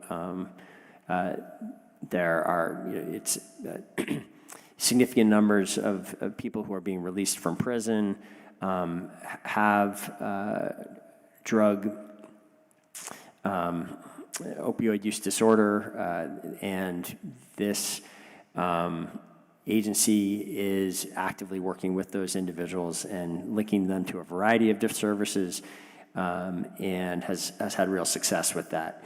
As a result of that success, we have given them, the council may recall, we have made 2 prior significant appropriations to VCJR, one from the ARPA funds, the community funds that we committed together, and the other from prior CDBG dollars as recommended by our advisory committee. This would be the 3rd substantial investment. Since we really were the lead funder initially, significant other funders have come on board and are now supporting this organization, including, importantly, I think, the UVM Medical Center, as well as the Ben & Jerry's Foundation. Frustratingly, despite direct action by the legislature to try to encourage, to really attempt through the limited mechanisms that the legislature usually employs to fund almost directly the VCJR, there was something close to an earmark for them 2 budgets ago. Up until now, the Vermont Department of Health and the state Agency of Human Services has yet to provide any financial support to this agency, which is really one of the few bright spots in our current opioid crisis response, drug crisis response. So we will keep working, and I know a number of members of the legislature are committed to keep working to see that addressed. Ultimately, this is the type of program that must be funded by the state to be sustainable. It's not something that I think the city of Burlington will be able to do on its own long term, or even with the other philanthropic funders or smaller funders that we've assembled. But I think it's important, especially at this stage of the crisis, that we keep this program going and that we make this appropriation until there is more support from the state administration for this funding. So I hope that's helpful. Happy to answer further questions on it. Thank you, Mayor Weinberger. Councilor Grant, did you have anything else you wanted to add before I go to the full council? You know, I might have some questions later. I'll let any other councilors who have any questions go ahead. Thank you. Okay, thanks very much. So that will open this discussion to the full council for any questions or comments. Are there any councilors that have any comments to offer on this report? I guess that means Councilor Shannon, and then we'll go to the mayor.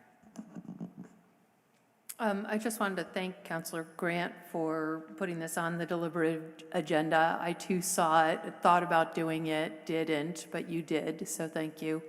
I think the mayor's review of this was helpful to the understanding. I support it.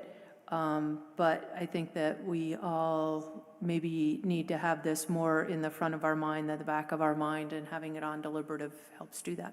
Thanks. Thank you very much, Councilor Shannon.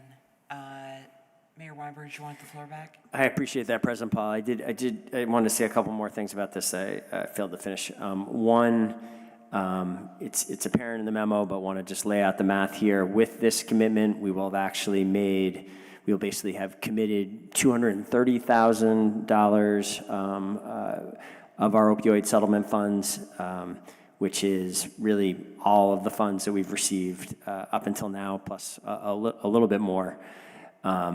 And I do expect that we will be coming back to the council, working with interested councilors to make further commitments soon, so that essentially as soon as this money is coming in from these settlements, we are deploying it. My belief is we are in a major crisis with respect to drugs right now, and need to be acting as quickly and as decisively as possible to take new actions, to make new interventions to try to turn this around, and these funds should be deployed as quickly as we can once we receive them. I want to note that is also, there's a much larger pot of settlement dollars. 70% of all the settlement dollars that come into the state are money that is administered by state governments, not local governments. And there, too, the city has been active. Both I and Scott Pavic are serving on this settlement committee that makes recommendations to the governor and the legislature about how the state's settlement funds should be used. And it's a statewide committee that involves about a dozen other people. That committee made recommendations in February of this year, which were acted upon and passed by the legislature in advance, well in advance of the budget. In early May, they wanted to give the state agencies the ability to deploy this money as quickly as possible, not to have it wait until the full budget passed, and not to have it wait until the new fiscal year began in July. And we appreciated that action by the legislature, and they essentially more or less endorsed and appropriated all of the recommendations that the committee had made, which touched on a variety of topics, which I won't review entirely here, but some of the big ones being expanded access to methadone, the main treatment drug that we have that is effective, again, even in this fentanyl age, expanded outreach, the expanded use of contingency management. We had our most recent opioid settlement committee meeting about 3 weeks ago, and it was really quite surprising and disappointing to hear at that meeting from Dr. Levine in the Vermont Department of Health that it certainly appeared that none of the $8.5 million that had been appropriated by the legislature in May has yet been committed. And in many cases, it sounded like the agency was only at the very preliminary stages of figuring out how this money will ultimately be spent. And again, given the crisis that we're currently facing, I think that's, we need much firmer, more decisive action to get this money out and have it start to have an impact on people's lives. Not only is it the $8.5 million that was already appropriated that has not yet been committed, but we also learned at that meeting for the first time that although we had been encouraged to make about $10 million of recommendations, the state at this point has actually received $23.5 million.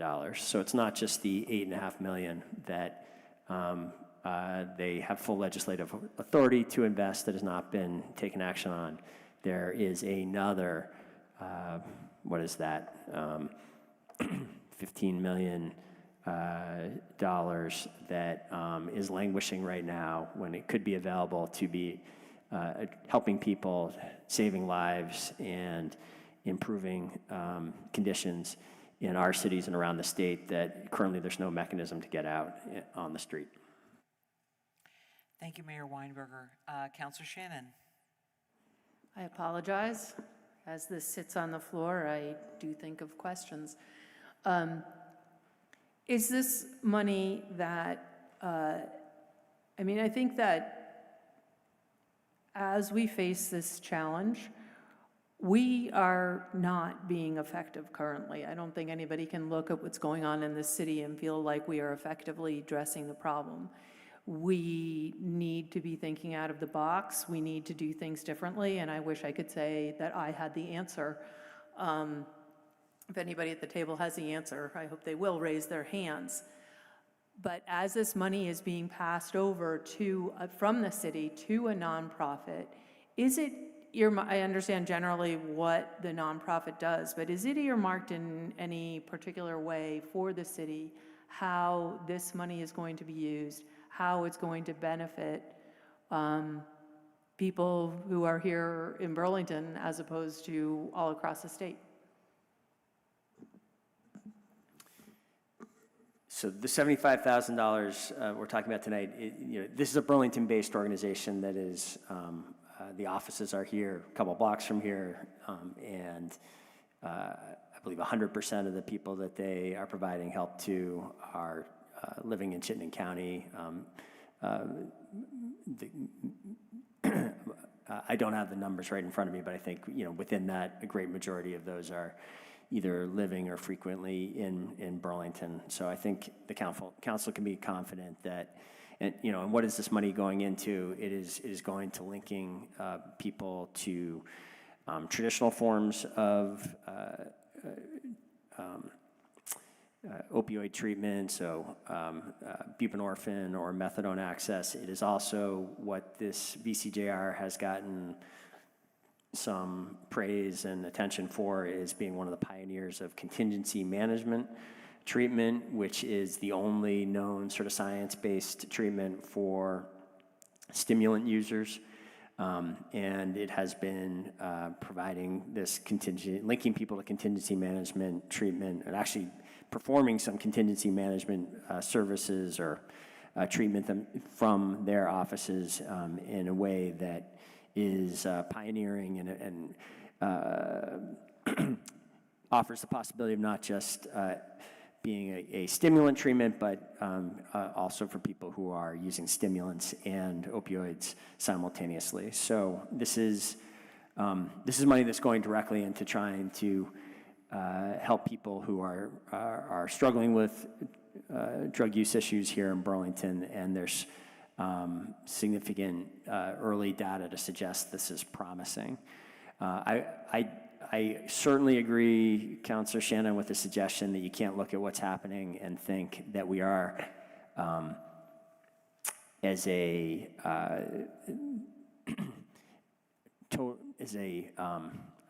you can't think we're on the right path with where things are going right now. You can't see that both with what you see on the street and with what we see in the numbers in terms of the huge increase in overdoses and overdose deaths.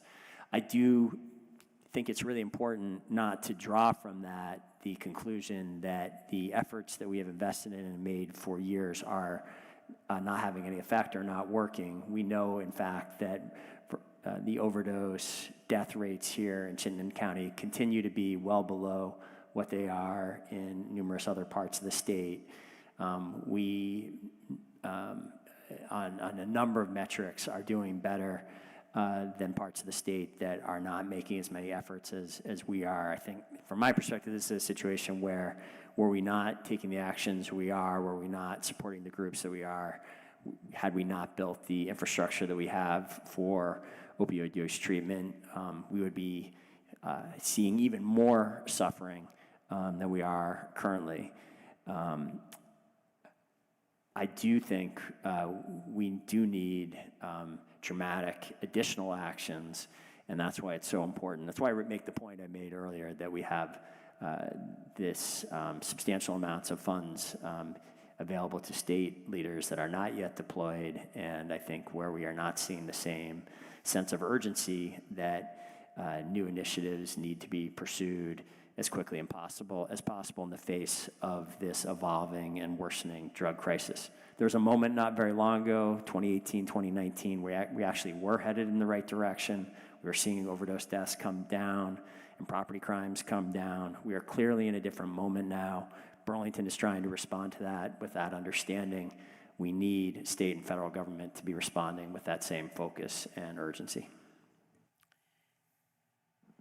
Just a quick question. How is the money distributed?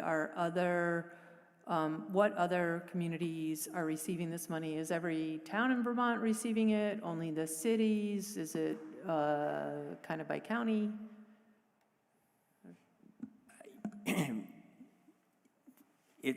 The answer to that is a little bit complicated, Councilor Shannon. I don't think I'm not. Burlington gets its own direct allocation that's substantially larger than any other municipal direct allocation. I think other municipalities went through a process of electing to receive that kind of population-based. It wasn't entirely population-based. It was also, there were some other measurements of impacts. So If you are interested in sort of follow-up, we could get you a report describing what other municipalities are receiving. Again, my understanding, the rough breakdown is that approximately 70% of the settlement funds go to the state and need to be appropriated by the legislature. 30% are going to municipalities and are divided up by just about every municipality that can establish some impact and that wants to receive some of these direct funds. Interestingly, and I think importantly, this is a very different way of distributing settlement funds than happened with, for example, the tobacco settlement funds in the past, where municipalities were not involved at all in those, the way those settlement funds, they received no direct monies or very limited direct monies, and they didn't have a seat at the table the way that I'm describing to you that we have. That is a seat at the table that is required by the settlement out of recognition from attorneys generals like our past Attorney General, T.J. Donovan, that the lack of local involvement in the past settlements has been a missed opportunity and has resulted in probably less impactful action. Municipalities have been given this seat this time to make sure that that the money is spent in a way that has an impact, and we're working hard to make good on that concept. Thank you, Councillor Shannon. We'll go to Councillor McGee and then Councillor Grant. Thank you, President Paul. I had some remarks that I was planning to give during Council General Affairs, but they're related to the opioid crisis, so I figured this is a fine item to share them, so I'll do that now. I know that we all hear from constituents on a weekly and sometimes daily basis about the many heartbreaking ways that the opioid epidemic is impacting our community. We're no strangers to this epidemic in Contois, and in the years that I've been on the council, we've talked at length about harm reduction, and we've passed 2 resolutions acknowledging the grim reality we face as overdose numbers climb year after year. And yet, we sit here tonight, just over halfway through 2023, with the numbers of overdose-related calls higher than all of 2022. In fact, this past weekend, the Burlington Fire Department saw a 48-hour period where they were responding to an overdose every hour. In fact, almost more than one overdose every hour.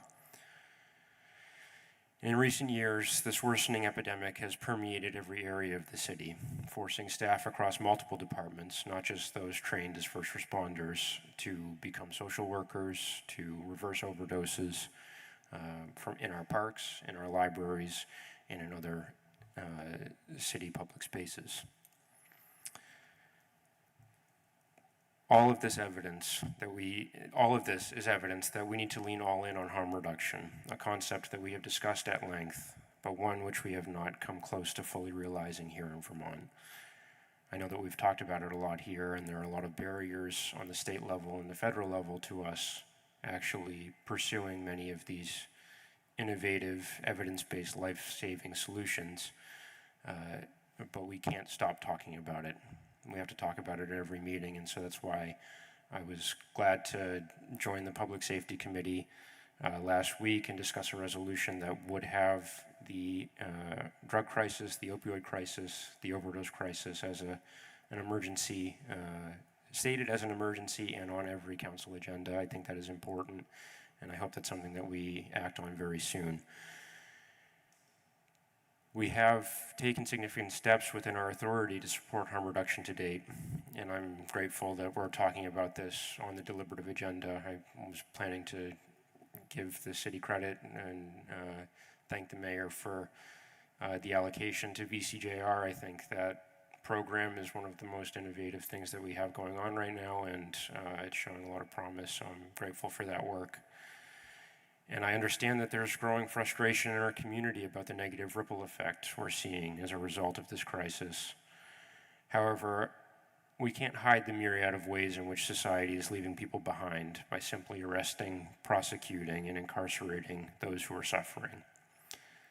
Lack of housing, substance use disorders, and mental health crises will not be solved by the criminal legal system. 10 people have died in Vermont prisons this year. These are not facilities fit for finding recovery, regaining stability, or seeking mental health treatment. We're standing at a fork in the road. We can choose to revert back to law and order approach, one that has been proven time and again to cause more harm, or we can continue to make a conscious choice to pursue evidence-based, people-oriented policies that will save lives, help people find recovery and stability, and begin to heal our communities. Some may say that what I've just outlined is an unachievable utopia, but it's not. We have the capacity to come together from a place of compassion and demand that the state and federal governments reverse decades of harmful war on drug policies to save lives and to make our communities healthier. So I'll close my remarks with a direct plea to our state representatives, our state senators, and to the governor that they do everything necessary to come back to Montpelier in January and pass H71, a bill that would authorize overdose prevention centers here in Vermont, and move that swiftly through the legislative process, because we don't have time to wait. People are dying right now. Thank you. Thank you, Councilor McGee. We'll go to Councilor Grant, and then perhaps to a motion. Thank you, and thank you, Councilor McGee. I agree with everything that you just said. It's definitely been something that has come up in discussion in the last two public safety committee meetings. I have really been extremely frustrated, I guess is a very nice way to put it, over our lack of movement on this issue and lack of communication with the residents of Burlington. I think that's, as a council, is a really huge problem, our number one problem that we need to address. And even without that resolution, we can start to do that now by making sure what is going on is being talked about and is informing people. So I think the mayor, that was some of the additional questions I had, was about how the money is not moving. In fact, it's been stalled, and we had a little bit of a heated conversation about this, because I was concerned about the mayor being involved in that meeting and getting that information, but not getting that information out to council. And maybe not the next day, maybe not 2 days, but certainly for something that was 3 weeks ago, with a major crisis in our city, or the major crisis in our city right now, the council, we need to be notified so we can be talking to our residents. And so I would ask, as the mayor continues to attend these various meetings, that if you can be more conscious of making sure that we are being informed promptly, so that we know what's going on. I feel like I just worry about treating people like they don't know what's going on, but we're not telling people what's going on, that there's a certain lack of fairness there. So I just wanted those thoughts to be out, and I appreciate the update. I believe the residents of Burlington appreciate the update. Thank you. Thanks very much, Councilor Grant. Councilor Grant, would you like to move the item with recommended action on civic clerk? Sure, let me find it. I move to authorize it. Go ahead. It's a long motion, but if you want to summarize, I think we allow that. Okay. So I would move Part 1 to authorize and approve moving all opioid settlement agreement money received to date and all forthcoming into a assigned fund balance labeled opioid money. And then authorize and approve the earmarking of the expenditure of $75,000 of opioid settlement money to support VCJR. Thank you. Is that permissible, Attorney Pellerin? Great, thank you so much. Seconded by Counselor McGee. Any further discussion on any discussion on the motion? Seeing none, we'll go to a vote. All those in favor of the motion, please say aye. Aye. Any opposed, please say no. That motion passes unanimously. And with that, we have completed our deliberative agenda. We have just a few more items left to complete on our agenda. The first is item 7, which is committee reports. Are there counselors who wish to offer committee reports?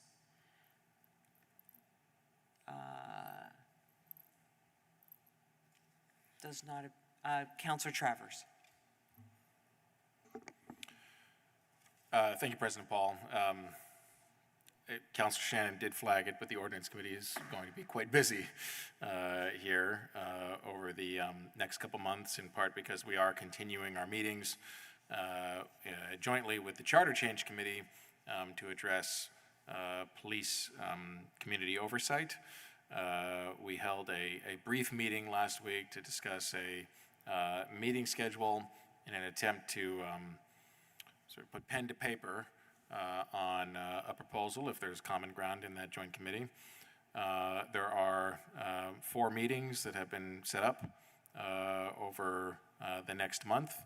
We are meeting at the moment on September 25th at 7 p.m., on October 3rd at 7 p.m., on October 18th at 7 p.m., and on November 1st at 5:30 p.m., with the intention again being that if we are able to find some common ground here on a proposal to bring back to the council, including potentially a charter change, if necessary, that we will bring that back in time for that to occur on the timetable necessary for our next town meeting day. Thank you. Great, thank you very much, Counselor Travers. Any other counselors? Counselor Grant, you have your hand raised. I don't know if that's from before or now. Nope, it is now. Just to, as we mentioned earlier, and just to mention again, the Public Safety Committee will be working on the resolution. So we had kind of 2 resolutions that we are going to be, for lack of a better word, kind of merging the best elements of both resolutions to bring forth to our next meeting, which I know that Councilor President Paul, you were working on helping to get us scheduled for that. And it's just going to be very important for the residents of Burlington to be involved in understanding what this resolution is, and also to be involved in participating in advocating for the city of Burlington with the state legislature in a way that we haven't done before. Thank you. Thanks very much. Continue with what Counselor Grant said. We are hoping to have a public safety meeting sometime next week. It would be either the 19th, 20th, or 21st of September, just waiting for confirmation from committee members as to their availability. So we will have another council meeting next Monday and be able to announce that meeting, but just to give people a heads up, hoping to have that meeting next week. If there are no other committee reports, we'll move on to item 8, which is City Council General City Affairs. Are there councilors who wish to offer comments on general city affairs? Councilor Shannon. Thank you, President Paul. I wanted to speak to the meeting, our last meeting, and note a few things. One is that members of the public were asking this body, how are you going to keep us safe? And I think that that was a fair question. I think it's a question for all of us. How are we going to keep the public that comes into this room safe? How are we going to keep ourselves safe? And how are we going to assure that the speakers who come to speak before us get their 2 minutes of time, no matter how offensive what they say may be? The meeting had certain elements of physicality to me, in that people rose up. They literally rose up. One member of the public felt entitled to walk up to the person speaking and take the microphone. I think that that happens in an absence of a feeling that there is order in this room. And I think it behooves all of us. This cannot fall just to you, Council President Paul. It behooves all of us to be considering this. Our world is increasingly a less safe place, as is our community. And I hope that we come out of that learning something. One thing that we didn't do in that meeting was discuss the thing that was intended to be discussed, which was a report about potential misspending in a city department. It was one that, in my opinion, was long overdue. When a department is budgeted for $100,000 for an event, spends over $400,000, noting that there was also an additional $100,000 of private fundraising, that raises questions. And when you are spending public money, you should expect public scrutiny. I don't think it was unreasonable for us to do that. And I think the public deserves to hear what was in the report that we paid good money for. But we didn't feel comfortable in this room, and I admittedly, I did not feel comfortable myself in discussing that report. We should never feel that way again. We need to do the business of this city. We need to not feel intimidated, and we need to figure out a way to have control of this room in difficult times. We had a speaker tonight that came and, to me, kind of sounded like they were slandering a private citizen at this table. And that's not what public forum is for. So we've always been really lenient and kind of let people talk about anything under the sun. That is not the requirement of the law. The requirement of public forum is that people are able to address our agenda items at this meeting.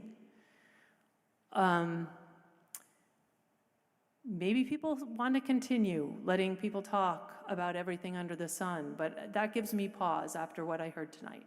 Thank you. Thank you, Councilor Shannon. I took my eye away from the screen, so I'm not sure, Councilor Grant, if you have your hand up again. My apologies. I do. Okay. All right. Please go ahead. All right. I'm trying to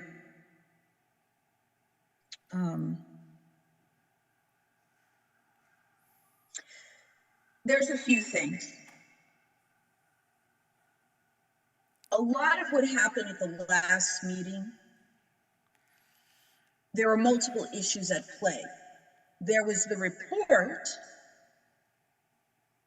and then there was some racism.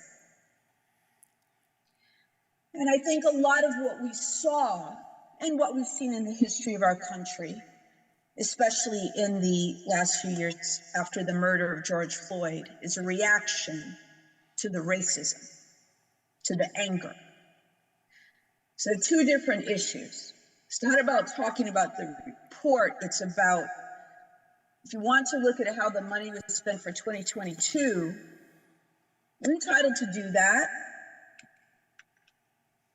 But the way we did it, there are problems with that. Like, before there is a report, we have put out innuendo. We have implied wrongdoing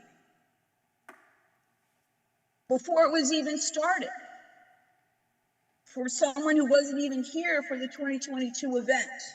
Now, my name was mentioned in that report, and what really upset me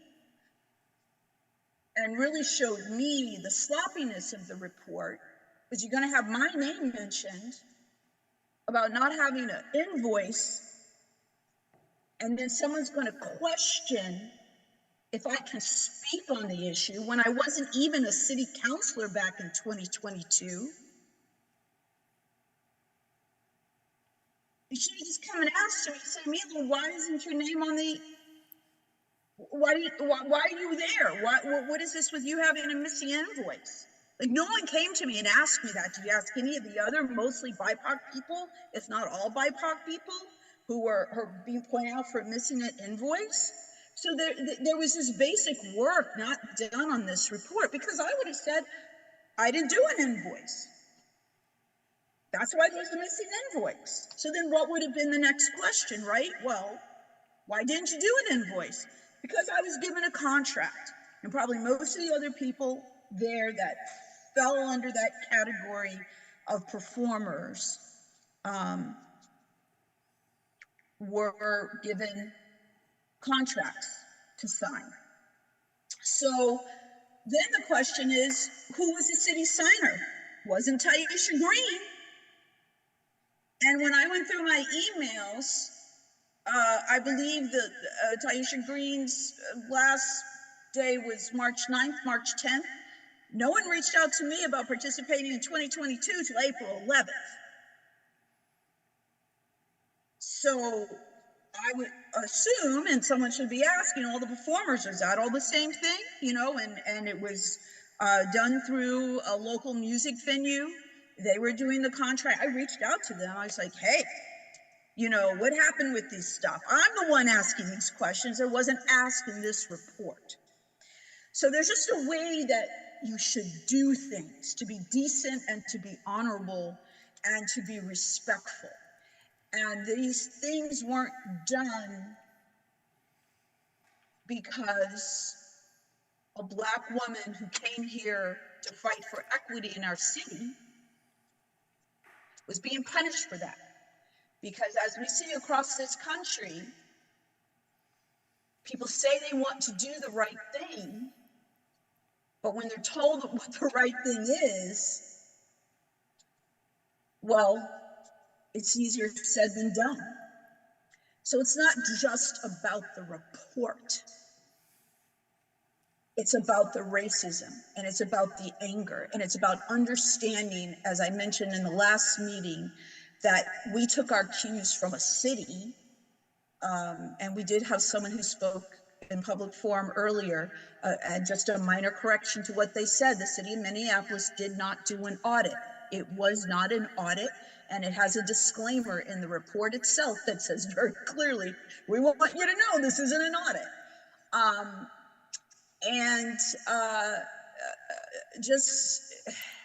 We just have to be careful, and we're not.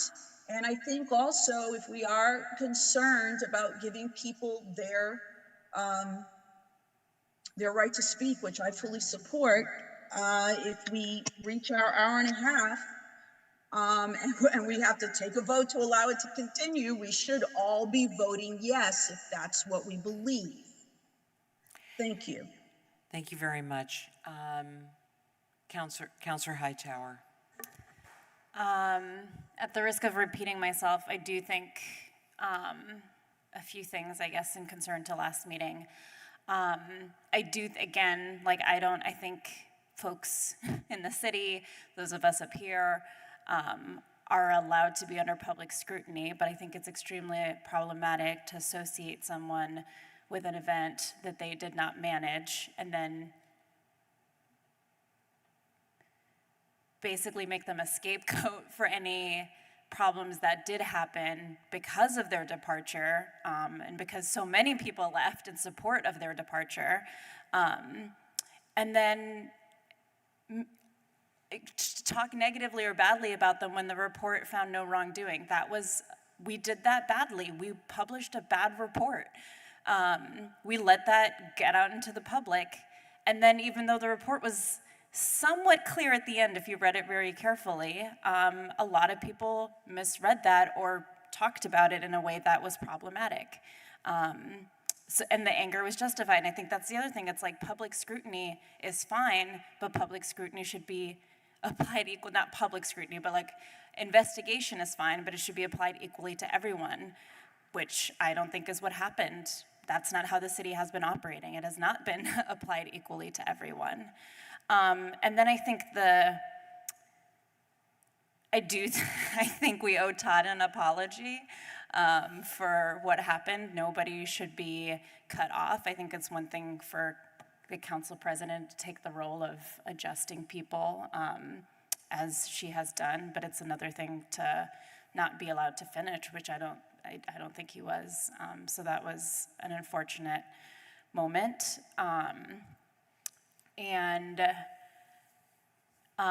But I think some of the rhetoric around fear and, oh, we can't do anything without being called racist. It's like, no, I think a lot of people who use that word used it very thoughtfully.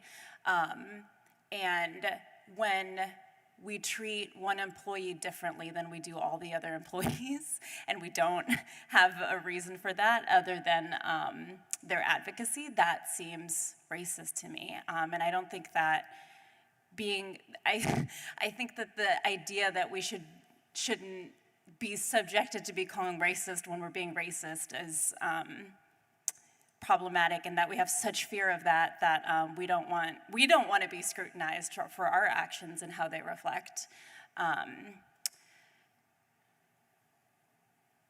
And then I do think that it is problematic. It's like we've had so many contentious meetings. We had contentious anti-masking meetings, we had contentious meetings, and I just feel like nobody's talked about fear as much as when a group of, especially like predominantly Black women came into this room, many with their children, and were rightfully upset. And we're like, that is terrifying, and that shouldn't be allowed to happen to some, and I'm not saying that everything in that meeting should have happened, but the fear that folks talked about before the meeting even happened and then afterwards, I think that's problematic. I'll leave it there. Thank you. Thank you, Councilor Hightower. We're still on item number 8, which is City Council General City Affairs. Are there any other councilors who wish to offer comments on general city affairs? Seeing none, we'll continue with item number 9, which is Council President updates. I have no updates at this time. We have a meeting in a week, which doesn't offer a lot of turnaround time, but I will be in touch with all of you on that agenda very shortly. That brings us to the final item of the evening, which is item 10, updates from the mayor. Mayor Weinberger, the floor is yours. Thank you, President Paul. I do have a number of updates. So I was hoping to share with the council and the public. I appreciate President Paul that you started the meeting with a moment of silence for the 22nd anniversary of 9/11. I was living in New York City 22 years ago, and watched in horror through most of the day. Stacy was working about 20 blocks north of the building, so this day's always one of reflection for me, and I did want to share that our fire department found a new way that the department plans to honor the memory of what happened on 9/11, in that they, about 15 members of the department hiked up twice Mount Philo in full gear, in full firefighting gear today, in that is approximately the amount of vertical distance of the Twin Towers. And Chief LaChance reported this morning. I think it's something that the department plans to repeat in the future. On happier note, the city was thrilled to once again host the Pride Parade and Festival this past Sunday. From all the accounts I've heard, it went very smoothly and positively. We also had completed the 31st art hop, and all the accounts I've heard was that too, despite having to deal on Friday night with a kind of unexpected major thunderstorm, was a very successful event once again. And I want to thank the organizers for both events for making these wonderful events happen here in the city of Burlington. Looking ahead to an event that's taking place this week, the wanted to update the council and the public on the Moran frame. There's been events throughout the summer, as we've talked about before, using the frame really for the first time for recreational events this summer primarily through movie nights that have taken place on Thursdays throughout the summer. There is one more Thursday night event, I believe it's Thursday, coming up on September 29th. This is the opening of an art exhibit at the event. It's actually a Friday night, the 29th. This is known as Blue Alchemy, and the installation has been going in. You can actually see the installation starting to go in at the frame now. We also have started the work on Phase 2 with the council approval earlier this summer for a design contract for Phase 2. That planning effort is underway.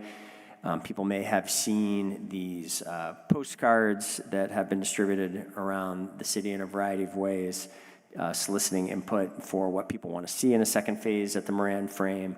There's also an opportunity this Wednesday at 5:30 for the public to give input to our design team on that second phase. So there's going to be a tour of the site, a discussion. There is also going to be free food, and would encourage the public to consider attending. Again, that's Wednesday, the 13th of September from 5:30 to 7. And then finally, I know the council and the public cares a great deal about our efforts to rebuild the Burlington Police Department, and did want to offer several updates here.